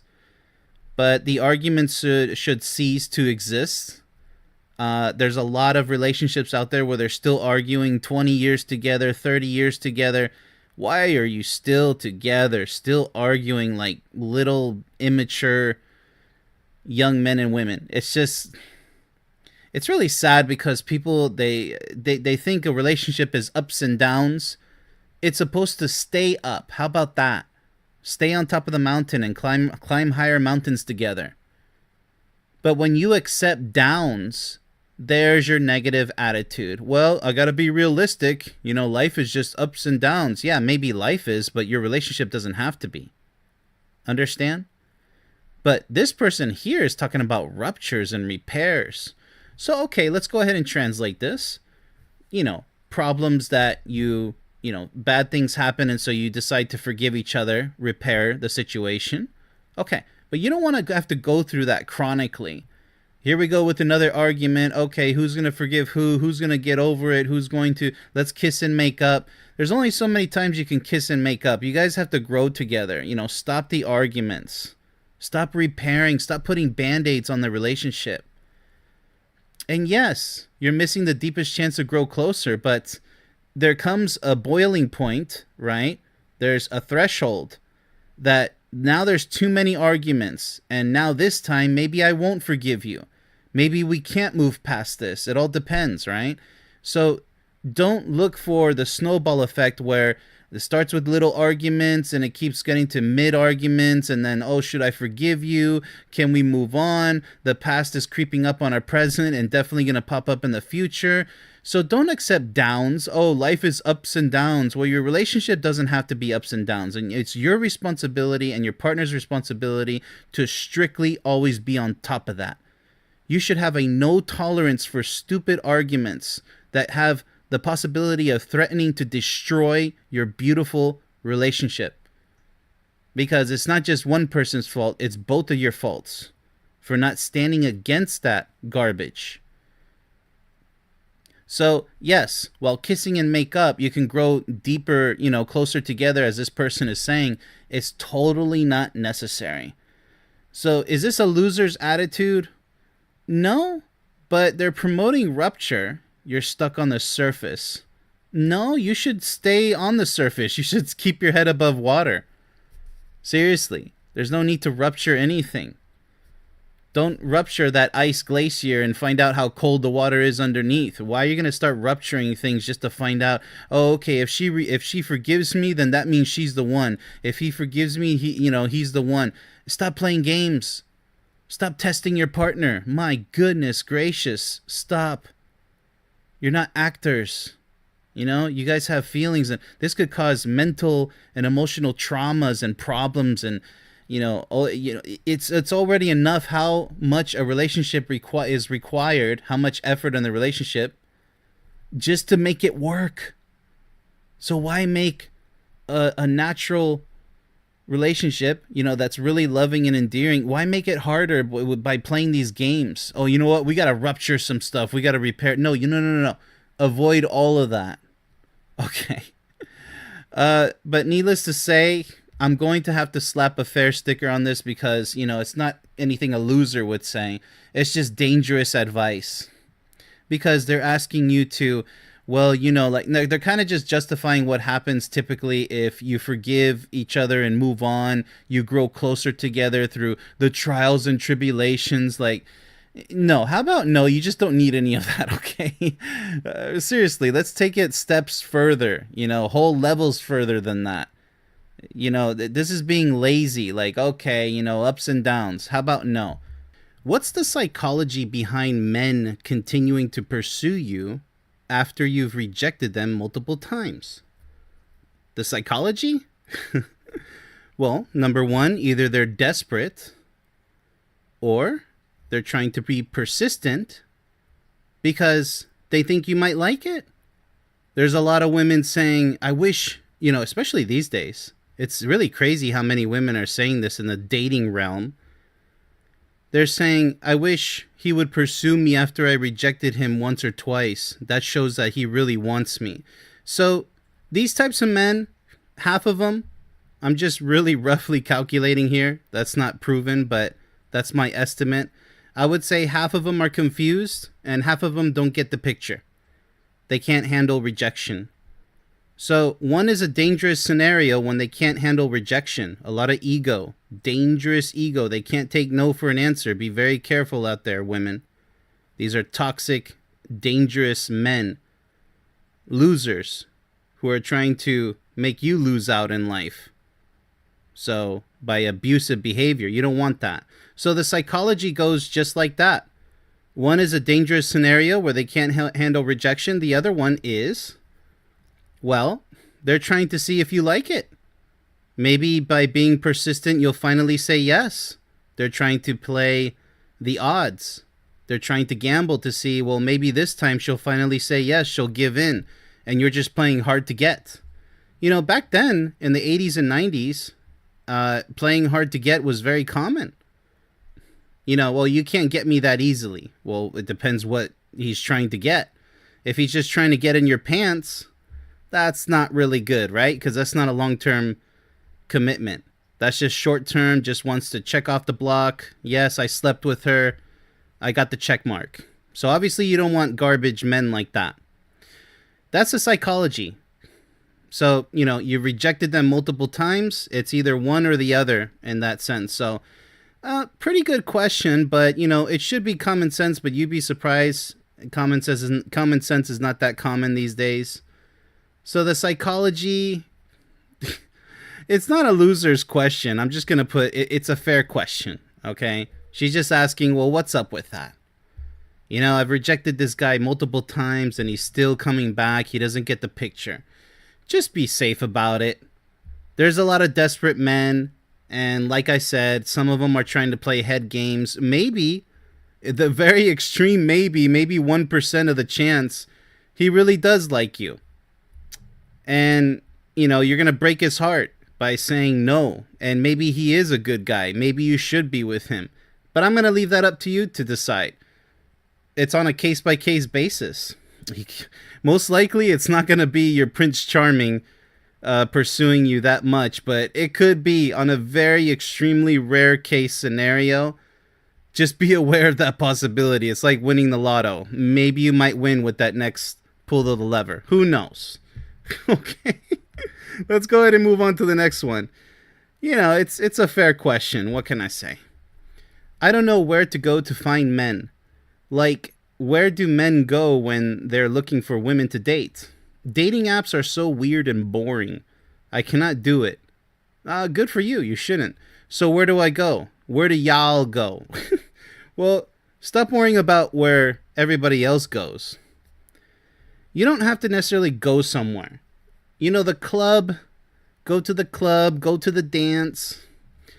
Go to the library to meet a sweet girl. That's just all stereotypical. Just because that's the laziest option. The truth is you can find your one and only, your potential one and only, your lifelong partner anywhere. Could be at a Starbucks. It could be in a parking lot. You drop a bit of your groceries and a gentleman comes by, picks it up for you and say, hey, my name is so-and-so. A gentle introduction, a couple of smiles, there's some nice, beautiful chemistry. It can happen anywhere. So you're trying to force what's supposed to be a natural occurrence. Understand? So when you ask, where do y'all go? It's like a bunch of pigeons. Where do you all flock to? It doesn't matter where they all fly to. It could be like Venezia, a bunch of pigeons everywhere. It doesn't matter if they all go to that one place. Maybe that's not the place for you. Maybe that's not where your dream partner is. You ever thought about that? He could be right underneath your nose, so to speak. If you just go out, maybe he's a coworker, maybe somebody you're trying to put in the friend zone or already put in the friend zone. That occurs a lot. And I'm really against the friend zone. I think that's a form of abuse, by the way. Don't play around with men's feelings like that. Don't keep them hanging on. There was even a song, I believe, in the 60s, by a woman singing, you just keep me hanging on. Well, that's what women are doing these days. By not ghosting, by friend zoning men. It's really, that's horrible. That's horrific. Don't ever friend zone a guy like that. Anyways, so if I were to rate this comment, where do they go? Well, that's your answer. So, this is a desperate person, borderline desperate. I'm just going to go ahead and put it's a fair comment. She's just asking just anybody at this point, just spray and pray, hoping that somebody will tell her where to go. Like, but it's a naive question if you think about it. Like, what do you expect people to tell you? Oh, you know what? Go on the corner of 5th and 6th Street on the Harrison, Avenue. Like, I mean, they're going to bust out Google Maps for you and tell you exactly where to go. Well, I know this one person, this one place. And, I met my fiance at a McDonald's in a drive-thru. She was beeping at me. I got out of my car and, just how I met your mother stories, right? Okay, so that just knocks it out of the park right there. Let's go ahead and move on to the next question because, my goodness, it could be anywhere. Okay, that's your answer. Why is it so hard to meet men over 40 who are healed and want to date an independent woman who doesn't need you? Oh my goodness gracious. Is this going to be the first loser comment of this show? This is a rhetorical question. Of course it is. I don't really need an answer. All right, loser. This is something a loser would say, who doesn't need you. Well, then why should they need you? Right? I mean, who needs an independent woman who doesn't need you? No sane man, only a desperate man would say yes to you. Oh yeah, I don't care if you're strongly independent and, I'll just kneel down and you can bust out the whip and you can whip me as much as you want. You're going to get a simpleton, right? What they call simps. You're going to get a pushover, a weak man, and that's not what you want. But if that's what you can get, because that's all you're going to get with an attitude like that. This is a loser female attitude right here. This is not a real woman here. And then she's begging the question, why is it so hard to meet men over 40? Okay, so does that mean you're in your 40s? You feel like time's running out, but, well, no wonder you're still single. Because with a really garbage attitude like this is a loser's attitude. No, I don't recommend any guy for you. Not with that type of mentality. And healed? They're going to have a lot of healing to do once you cause all the damage that you're about to do with them. Who doesn't need you? Okay, so you just answered your question. What do you mean, why is it so hard? Because you're making it hard. You're saying you don't need a man. How absurd is that? It's no wonder so many guys out there are so frustrated with women today. Because a lot of them are so toxic and immature like this. You know where these toxic women end up? Dying all alone with no partner that loves them with all their heart and soul by their side. Nope. They ghost themselves with this type of sick attitude. This is a rhetorical question. You know what? We're done with your rhetorical question. What a loser. Oh my goodness. When a man comes out of the woodwork and sends you a miss you, okay, is it appropriate to respond, understandable, but I haven't thought about you at all? Or is that asking for trouble? No. No, it's not asking for trouble. I mean, if he hasn't written you for a long time and then all of a sudden, if you guys were dating, playing the foolish game of dating, then he's just as free to see other people and forget about you as you are. What are we talking about here? Out of the woodwork. That means you've been ignoring him for a long time, right? Because you'd already have your answer if he was in constant communication with you. But if he's been ignoring your texts and your phone calls, well, then there's your answer. But it seems like you already answered it here, but I haven't thought about you at all. Well, that's what you really feel. You're not asking for trouble. You're just hesitant to say that. Because maybe you fear losing this guy because you're probably in a desperate scenario. That's what I'm getting the vibes of. Coming out of the woodwork. I miss you. Maybe he just misses the good time that you guys had with each other with no commitment. No real relationship. Don't waste your life. Don't waste your life this way. One night stands, goofing around. You might have an unwanted pregnancy happen, and you're pretty much just wasting precious years of your life with these non-serious relationships. You think that you're living la vida loca, that you're having fun, but you're not.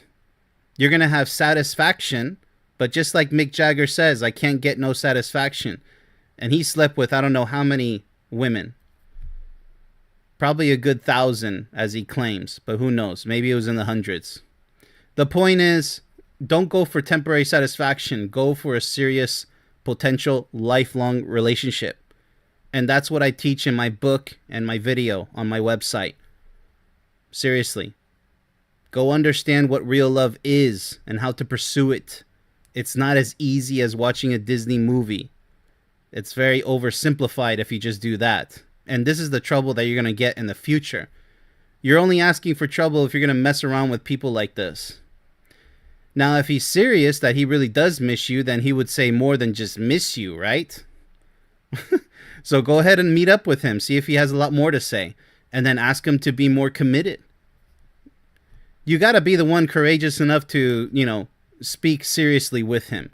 Otherwise, you're goofing around just as much as he is. And you're both coming out of the woodwork. All right? Understand? So, it's not really a loser's comment. She's just wondering, what to do. But I'm going to say it's a fair comment because it represents a problem these days. People not knowing how to proceed with messing around relationships. And it sounds like she's starting to doubt herself. Because she's in one sense, she immediately reacts, but I haven't thought about you at all. Are you trying to play mind games, or you're just not ready for a committed relationship? Because if you just want to be with him for a good time like he probably does, most likely, then go ahead, keep messing around. See how fast you run into that dead end, that titanium wall with that type of mentality. But not necessarily a loser comment. Let's go ahead and move on to our last comment of the show, shall we? I'm curious to know, do men like or would like it if your girlfriend/wife planned date night, told you to get ready for a certain time, has your outfit ready and surprises you with the location? Women do this for their fellas, right? Or only men do this? Well, I was always against this. It used to be a thing, even in movies. That's how much it was common. The guy would buy a beautiful, sexy dress for, his lady. Either they're married or not, it doesn't matter. Lay it out on the bed and say, honey, get dressed. Maybe bought some jewelry for her to put on in front of him so he can enjoy the sight of her putting on the sexy dress. Let me slip into something more comfortable, but in reverse, because you're going out. You're not going to stay in and, rock the bed, right? Rock the night away. So I would say, no.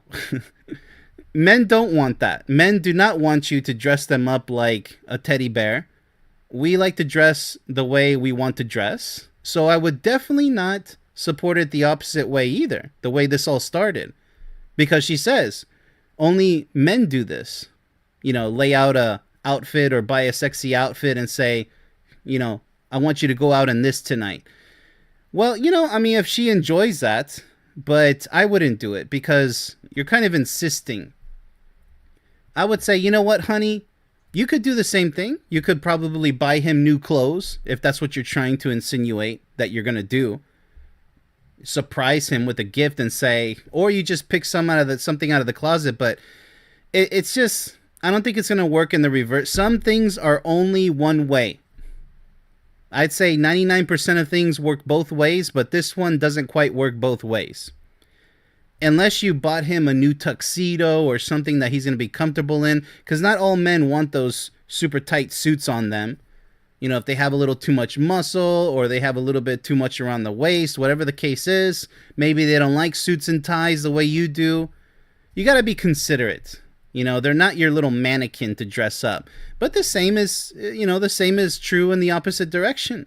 Men shouldn't insist that, hey, I want you to wear this, you know. No, just present, be like, hey, I really miss seeing you in that outfit that I saw you in. Give them the choice. So, okay, is she being sarcastic here by saying only men do this? Maybe this happened to her recently and, you know, she wanted to try to reciprocate it by saying, okay, well, then I'm going to make you wear something that maybe you don't want. No, I don't think that's the case. So, once again, it's a fair comment. Just curious to see if there's any women out there who do the same to men. Lay it out on the bed or the table and say, honey, wear this to the dinner tonight. Who knows? Who knows? But there must be mutual respect. I don't care how much of a custom it was decades ago for the guy to buy a new dress and some jewelry and lay it out on the table and say, honey, I want you to wear this tonight because you're beautiful. Well, I mean, if she wants to wear it, I mean, thanks for the gift, right? But you shouldn't insist just because you bought it. You know, that's really nice gesture. That's kind. That's sweet. But always give her the option. She should be in control of her own body as to what she wants to wear and what she doesn't want to wear. And the same applies for men in the opposite direction. I've been single for 5 years and I'm ready to start dating. But I'm scared because I'm a single mother and it's hard out there. Okay? Well, it doesn't have to be so hard. It seems like you had plenty of years to think it over. All right, so you're single for 5 years. Not sure exactly why you're single for 5 years, but ready to start dating. Well, I know what you mean by dating, but I'm against dating. Just get to know people of the opposite sex. If there's somebody you're interested in, befriend them. Get to be friends first. I always promote friendship over dating because dating is just rushing into things and most likely you're going to fail. It's all going to fail. So, scared because you're a single mother. No, there are guys out there, believe it or not, despite what the majority will indeed say, they don't mind a single mother. If you're a fantastic woman, that's your main challenge. You can't treat your new partner the way, you know, your failed relationship went. Your previous partner. It doesn't matter if it's a divorce or breakup. You can't bring emotional baggage. That's my most important tip. You have to start on a clean slate. It's so important. You got to be fair to your new...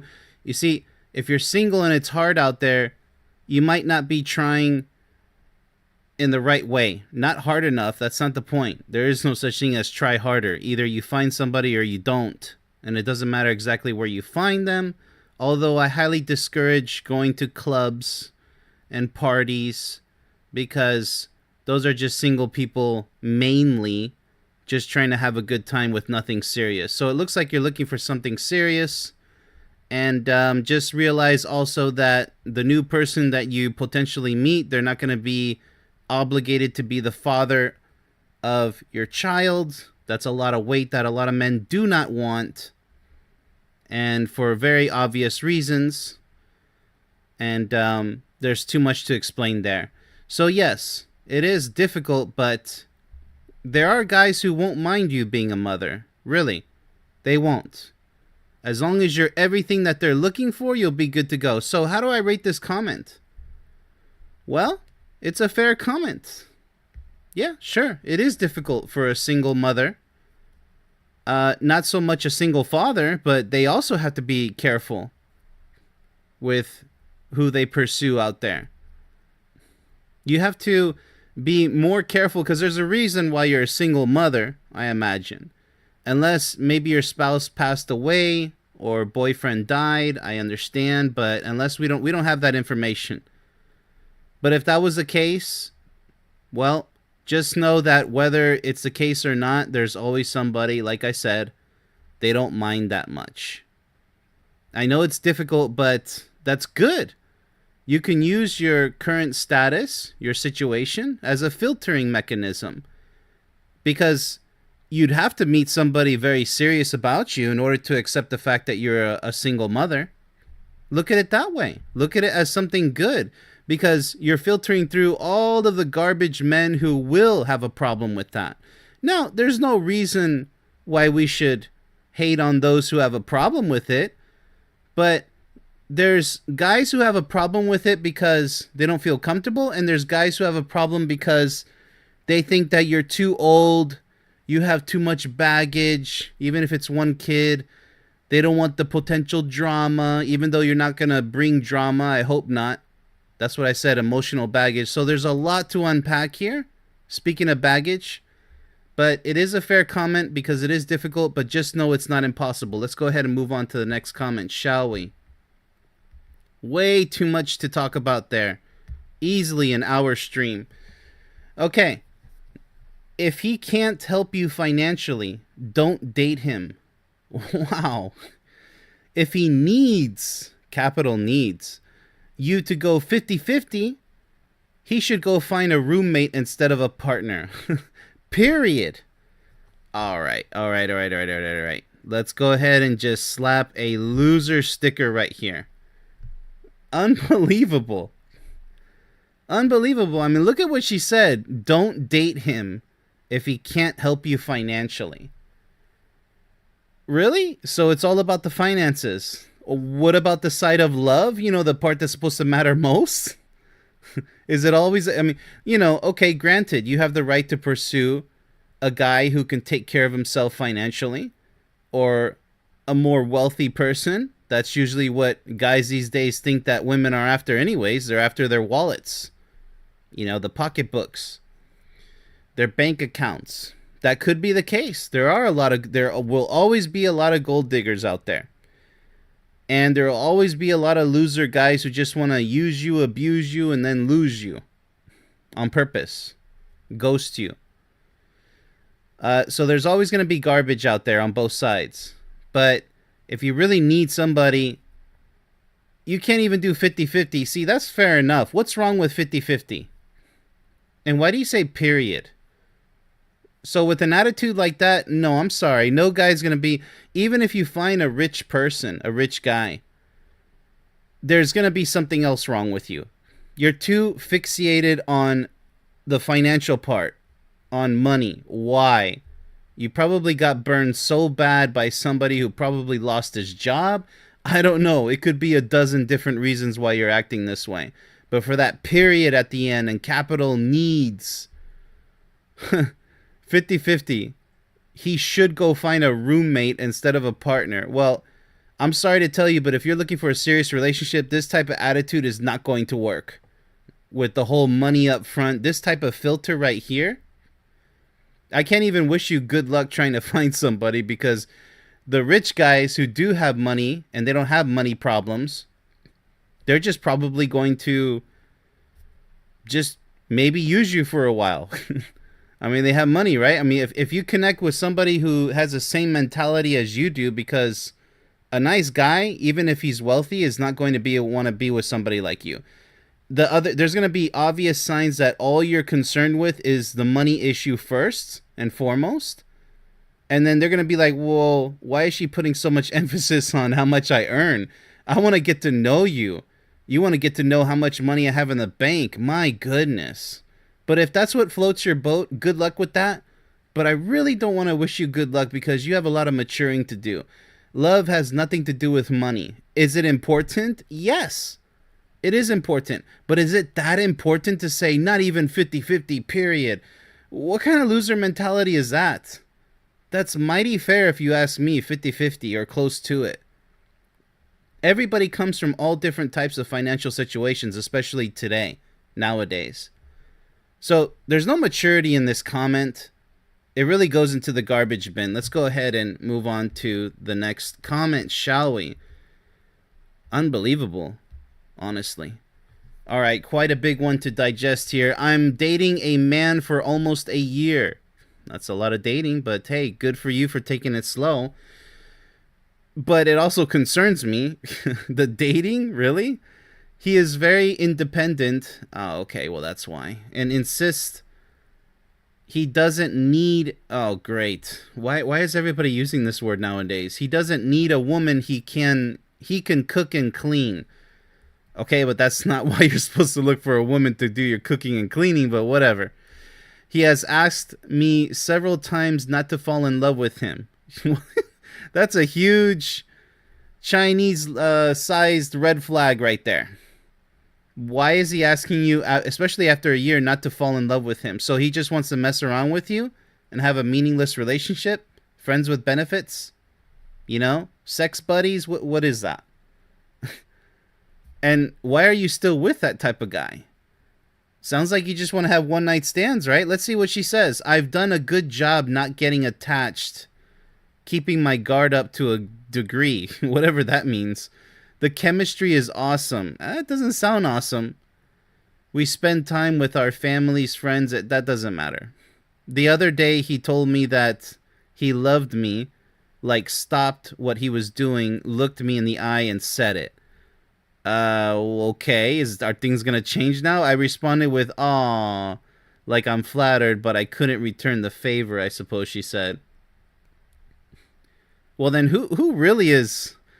So it looks like you got used to being passive about potentially falling in love with him because he told you to. And then at the very end, he's probably having a change of heart and actually falling in love with you, because that's what happens with these pretend scenarios like friends with benefits. It always happens. Either unwanted pregnancy or, oh my goodness, I'm starting to fall for you. So we have to either break up and go with other friends with benefits because we have to act like we don't mean anything to each other than friends with benefits. Well, newsflash, it never works out. You can do all the pretending you want. Hey, don't fall in love with me. I can do my own cooking and cleaning. Red flags everywhere. What's with the facade? Why all the acting? To me, this translates to immaturity galore. So, is this a fair situation? Or is this a loser situation? She already responded with, "Aw, like I'm flattered, but I couldn't return." Okay. Well, she's not asking a question as far as what she should do, so I'm just going to slap this with, do not play this game. This is a loser's game. I'm going to go ahead and do that.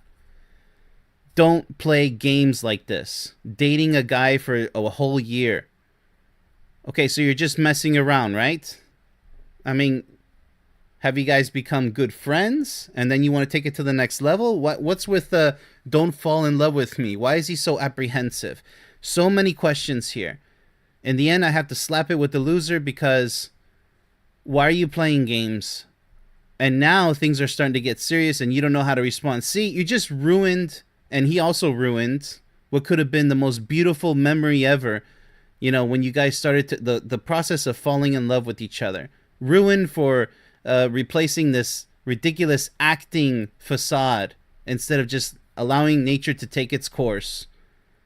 But whatever. Wish the best for you. Hopefully you're serious and he's serious now and you guys can stop acting. But without further information, that's all I can do. Why are guys in this generation so afraid of committing into a relationship? Just a dating tip for guys out there. If you're on a dating app, maybe don't lead a woman on thinking you want them one day and then ghost them the next. Seriously, it's getting old and really annoying. Well, first of all, you shouldn't be on dating apps. I don't approve of them. Those are for desperate people who want to rush in. Only fools rush in. Right? Those are fools rush into love. Well, let me tell you, it's not going to end up like love. It's nothing even close to, remotely close to love. Dating is just trying to fast forward the process of getting to know somebody. And on the apps, online, offline, it doesn't matter. The dating concept is If you want to do 200 miles per hour on a street and see if you crash, I mean, that's up to you, but I don't advise it unless you're a professional racer, but even they get tired of racing, right? So the idea is to slow down, to stop with the whole, I gotta find somebody, so let me go on the apps. And now you're tired of the way people behave on dating apps? Really? The men? You're judging men based off of dating apps. That's horrific. Because the guys on dating apps are just as desperate as you are. And it's really annoying. It shouldn't annoy you. And of course they're going to ghost you. They're not going to ghost you in person, but you'd be surprised. Even in person, they will ghost you. But you can't count online ghosting. No, they're just not interested. You're playing games, right? And it says right here, so afraid of committing. You think a person meeting online is going to want to commit with you offline? To take things offline? It doesn't matter how much mingling you do online, you're going to have to meet offline. And if you guys are states apart, countries apart, continents apart, it's a huge red flag problem. You're already starting out with a long distance relationship and you think you know this person online until you actually meet them offline, and then you really try to get to know them and go visit where they live. And if your job's in the way, if you have baggage with your kids from previous a previous parent and situation, family, marriages, and your exes, and it's just a huge melting pot of chaos. Meet people offline only. Leave the online stuff alone. There's places in this world where technology just doesn't work. Is it fun to mess around with? I imagine for people who want to waste their time. Are there potential successful relationships that started online? Sure. But that percentage is so minuscule. It's so low. And these dating apps are going to lie about it because they want you to continue using them. They're playing with your hope.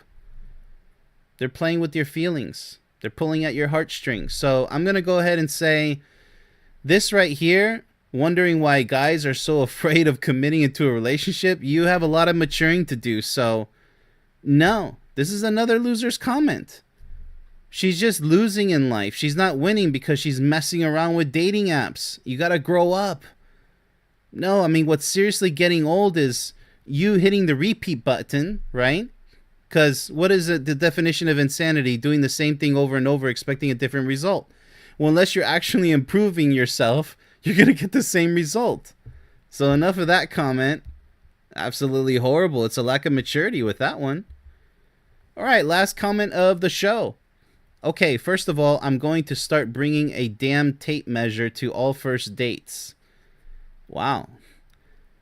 I wonder what she's going to measure. Second, if you say you're 5'10 and show up only 5'7, what else should I expect you to lie to me about?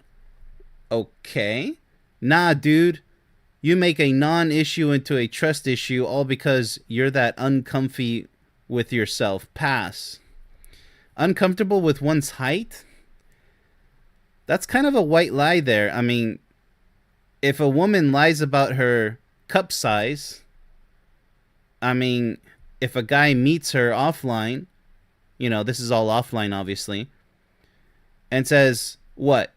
Oh, I should bring a measuring tape to see how big your cup size really is. You think that's appropriate? You think that's nice? You think that's mature? Because essentially that's what you're doing. You might as well measure him downstairs too and claim what he says is true. I mean, a lot of guys would exaggerate on purpose for obvious reasons, but your height is also another possible exaggeration.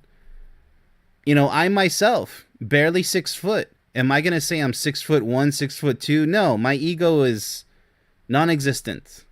I'm good. I don't need to lie about my height. But I can forgive a guy who does lie about his height. Who cares? And why would you bring a measuring tape in the first place? Look how popular Tom Cruise is, and look how short he is. There's plenty of short people who are, famous or unfamous. They're not famous. But your height shouldn't be everything. It's similar to that other loser's quote where she's complaining about, 50-50. And you should be financially secure. Okay, but you didn't state it that way, right? You also stated it like this loser here. You're going to actually bring a tape measure with you. unbelievable.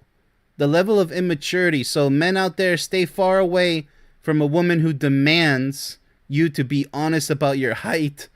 And this sounds like somebody else who's also playing online or texting. And this is what you get. So what do you mean, nah, dude, pass? No, everybody should pass up on you. Because you say it's a trust issue. It's a white lie. Who cares? Who cares? This shouldn't even be, I mean, they say that a man has to be 6 foot tall, have a 6-figure income, and then, have a 6-pack abs. The 666, right? No, no, no. Because a real woman, she would see you for who you really are, get to know you, your personality. No, it's not only in Disney movies. That's actually what a really great woman is. And also a man. Men, the mature men, tend to look for your personality above everything. Do you fill in the check marks, right? The check blocks. Can they check you off like, okay, this is my dream woman right here? Because she says she doesn't have a problem doing this. She wants to try that. She's adventurous. She's curious. She's erotic in every way. She's my fantasy woman. If you can't say yes to that, then it's not going to work. How about that? And don't get married and find out the hard way and get divorced later or end up in a mediocre, miserable relationship wishing you would have divorced a long time ago because now your life is running out. Regret. Regret galore. So that's what this person's going to have. You can bring your measuring tape everywhere with you. Good luck measuring every man in the world, which is impossible. But if that's all you care about, let's say you find that guy who's above 6 foot or above 5'10". Okay. So what else are you going to try to, put him through the meat grinder with the trust test? You're going to give him, a polygraph test and ask him a whole bunch of questions? No man is interested in that. So how about we pass on you? What a loser. Garbage. Absolute garbage. Guy thinks he's going to get people to cancel me because I called him emotionally immature for wanting to date 18-year-olds. This guy emotionally immature? No way. These are the kind of men in their 30s and 40s out here trying to date your barely adult daughters. All right. Well, first off the bat, yes, legally, men can date 18 and older for the most part. I know some states are different and some countries many countries of the world are different. They go even lower. Not here to discuss the age of consent. What I am here to discuss with this one is that as long as it's legal, to each their own. Now, would I advise a 30 or 40-year-old to go out with an 18-year-old? No. I don't think they're mature enough. But if that's what floats both of their boats, because the 18-year-old is consenting and they're willing to be with an older man, who am I to say no? I hope it works out, but I don't think the chances are that it will. At least the majority of the times. I'm willing to bet that it won't work out because of the age gap. I would say somebody in their 20s for a 30-something-year-old, and somebody in their 30s for a 40-something-year-old. But there are relationships where the partner, either man or woman, is 20 years older or more. There are even famous celebrity relationships like that as well, like Ashton Kutcher's with Demi Moore, even though they're not together anymore. Such is the case. So who are we to judge? What I want to know is why this bothers her so much. Emotionally immature. I think it's emotionally immature to judge somebody else based on who they would want to be with, no matter, the age, as long as it's legal. So if he wants to, a 30 or 40 something year old wants to be with an 18-year-old, okay, as long as it's legal and the 18-year-old consents. I don't see the problem. I mean, I stand for freedom. Now, again, would I recommend it? No, not really, but one can only hope if it's genuinely a loving relationship, then yeah, go for it. Who am I to say no? So this comment right here, how would I rate it? Nobody's going to cancel you for trying to give him advice that he's going to disagree with. It looks like you're trying to look for. No, I don't really like this comment. I think it's a loser's comment because there's nothing productive about it. And to each their own. This is pretty anti-freedom. Like, who cares what other people do, with their love life, as long as it's legal and it's not abusive. This is pretty much a loser statement because it offers no wisdom, and she's trying to insinuate barely adult legal daughters. That doesn't make any sense. That's just extreme judgmental behavior right there. Emotionally immature, to say the least. Let's go ahead and move on. It's kind of ironic. She's saying that it's emotionally immature. Well, who are you to tell other people who they should? I mean, I leave that up to everybody to decide who they want to be with, as long as it's legal and not abusive. Okay, second comment. Being in a relationship with a woman is like the movie 50 First Dates with Adam Sandler. That's a kind of sad movie. Every day Adam had to make Drew Barrymore re-fall in love with him because she had amnesia. That's what it's like to date a woman. Okay, do you mean all women? As a man, the sooner you understand and accept this truth, oh my goodness, he's serious, and act accordingly, the sooner your life is going to be much easier. Well, how so? Best of luck, gentlemen. How is it going to be easier? What are we realizing here? You just cited a movie, 50 First Dates. That was a movie, understand? Now, what are we trying to extract from that? Some type of lesson? Because you're saying the sooner you realize, you understand and accept this truth. What kind of truth is that? The movie was a movie, so re-fall in love with him because that's what the plot was all about. So that's what it's like to date a woman?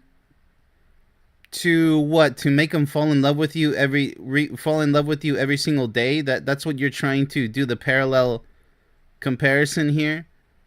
It doesn't work. And you're saying this applies to all women? So what you're saying is very ridiculous, by the way. There's plenty of women in relationships, whether they're married or not, that wake up every day still in love with their man. So that's not a truth. That's actually false. Let me go ahead and be very quick with this one. Loser. This is a total loser statement here. If you have to try to get your partner, to fall in love with you every single day, like that movie, which is fictional, by the way, then either you're a very bad partner or you're with a very toxic person who doesn't care about you. So how about you stop dating losers, getting into relationships with losers? How about that? Because now you're acting like a loser. Because I'm pretty sure you got burned pretty bad by somebody who's very toxic, and now you want to drag everybody down with you like crabs in a bucket. So that's the end of this comment. It's very immature. And all the signs are there. The truth and understand and good luck. You don't wish anybody luck. You're just trying to say, well, if I'm not happy, if I can't be happy, none of you can. That's the truth, right? No, that's false. All right. So let's go ahead and move on to the third comment. Okay, folks, I need input because I'm not sure how to feel about this. I matched with a gal who told me she's been on 100 dates this year. Really? That's 2.5 dates every week this year. You're going to bust out the calculator, aren't you? Do you think she's a serial dater, or is that normal? How is that normal? My mind can't comprehend dating that many people and not finding your person after that. What's the average? Well, what an example to even open with. Such an extreme. Well, I highly doubt that she has 100 dates a year. That's number one, that red flag. I'm pretty sure that's a lie. Nobody's going to... I mean, if that's the truth from her, that she actually has 100 dates per year, that's a total loser right there. You don't even know what you're doing. 100 dates. Let that sink in. No. She has no idea what love is. Nothing. She's just goofing around, she's just spinning around like a Tasmanian devil. So to even talk about this example, that's not normal. You should know it's not normal. And the fact that you don't know that it's not normal is what's truly concerning. Not her case, not that basket case, your case, your mindset. That's why your mind can't comprehend dating that many people. Your mind can't even comprehend that most likely that's probably a lie that she said. And if it's true, then you should be nowhere near such a person or even talking about it because it's wacky. It's insane. It's not normal. You should know that. But as far as that, yes, actually, the fact is she's not going to find anybody because she doesn't even know. She doesn't even know who she's looking for. What's the average? There is no average. Everybody goes out on foolish dates. I don't know how many times per year if you're single. What you should be doing is befriending members of the opposite sex and taking things from there. But when you play the fast forward game, the highway to failure, the dating game, the slot machine, well, good luck with that. So I'm going to go ahead and slap a loser's comment right here. He should know better. And the fact that he doesn't know is highly concerning. So this is not a good example for anybody to even try to answer. I'm just answering it for the sake of the show. This is just horrible to just spew out there into the void for people to actually look at. You know, what's the average? It's such a ridiculous question. Even if somebody did have an average number of dates, how does that serve anybody? Completely useless. Let's go ahead and move on to the next comment, shall we? It's unbelievable, I really have to say. Most men, not all, that are in their 40s are dating women in their 20s because they say the women are easier to mold into what they prefer a woman to be like. Told to me by a 42-year-old man, by the way. Okay, to mold? You know, that's kind of partially true because the younger they are, the more susceptible they are to kind of mold to your preferences. Yeah, sure. But the concerning part is if it's coercive, if it's emotional manipulation we're talking about here by the older person to the younger person, then that's not good. That's an actual red flag. Because as they grow more mature, 20s into their 30s and especially 40s, they're going to probably snap out of it or stay hypnotized by whatever you molded them to be. Now, this could be done in a loving way to show them what love is, and it's genuinely true love we're talking about. But I would bet that most of the cases are to get them to do things that older women just probably don't really like. And maybe the passion dies out. The candle burns out on that, the flame burns out on the candle. The passion is gone. If that's what we're talking about, and now they're going for younger women because they're easier to mold, understandable, but the wrong idea. Because there's always going to be 30-something-year-olds and 40-something-year-old women who will do anything that you would like to mold them into. But the word mold is really used here in a controlling context. I don't really like that. Because to mold, you both are supposed to mold to each other's preferences. That's what I'm trying to tell you. It's not one molds the other to please them only. No, you both want to mold yourselves into what you both desire. So let's just make that crystal clear. And yes, this can happen because that's what should happen. It's called change. It's called growth in a relationship. If you fail to mold to each other's preferences, every preference, by the way, every block must be checked. That's what perfection is all about. And if you think that's unrealistic, then get ready to fail times infinity. Or to think that you're not a failure, but be miserable forever, and you know it. So, told by a 42-year-old man, well, maybe he's tired of women who have let him down. They check off a few blocks, but they can't check off the one that he really wants. So he's like, let's just press the reset button and go with a younger woman who's easier to mold. No, I think he has the wrong concept. He has a fraction of the right idea, but he's looking at age, which is a mistake. You know, he should probably go with someone who's either in the same age bracket or, maximum 10 years younger. But once you go 20 years younger, it does become a challenge because that's easier said than done. She might mold herself to your preferences, but that's not what you want because that's borderline emotional manipulation at that point. You know, people should want to change. And with that, let's go ahead and rate this comment, shall we? It's it's an interesting comment. I don't think it's a loser's perspective. I'm just going to slap a fair sticker on it. It's okay. You know, maybe she thought it was interesting. Maybe she's in disagreement with the guy. But whatever it is, it's a fair comment. It's harmless. Let's go ahead and move on. All right. So, last comment of the show. 33 years of marriage today. We have had so many ups and we have had our share of downs, but we never gave up and never stopped serving each other.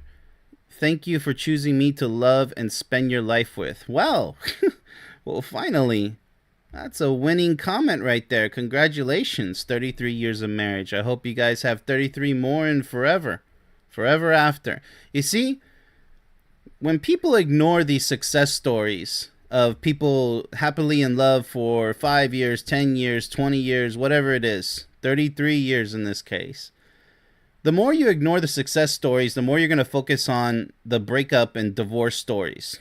And you're going to get discouraged. It's just like achieving a fitness goal, like losing weight. Are you going to focus on all the ones who are failing, or are you going to look up to the ones who succeeded in transforming their body into the fittest shape they've ever been in? Well, the same works with love. Look up to those who have successful relationships and learn from them. Learn everything you can. Focus on that. Stop complaining and whining online, especially and offline, and you're just going to make yourself miserable. You become your own worst enemy at that point. So, yes, this is a winner's statement. She's very proud, and when you're proud of your love for your partner and your relationship, you want to scream at the top of the mountains, not to show off, but to say, hey, I'm having the time of my life. And that's something worth shouting, isn't it? Everybody should want that as their life goal. It's the most important goal you can achieve in life. True love with someone special who will never let you down, always be there for you. The power, the infinite power of true love.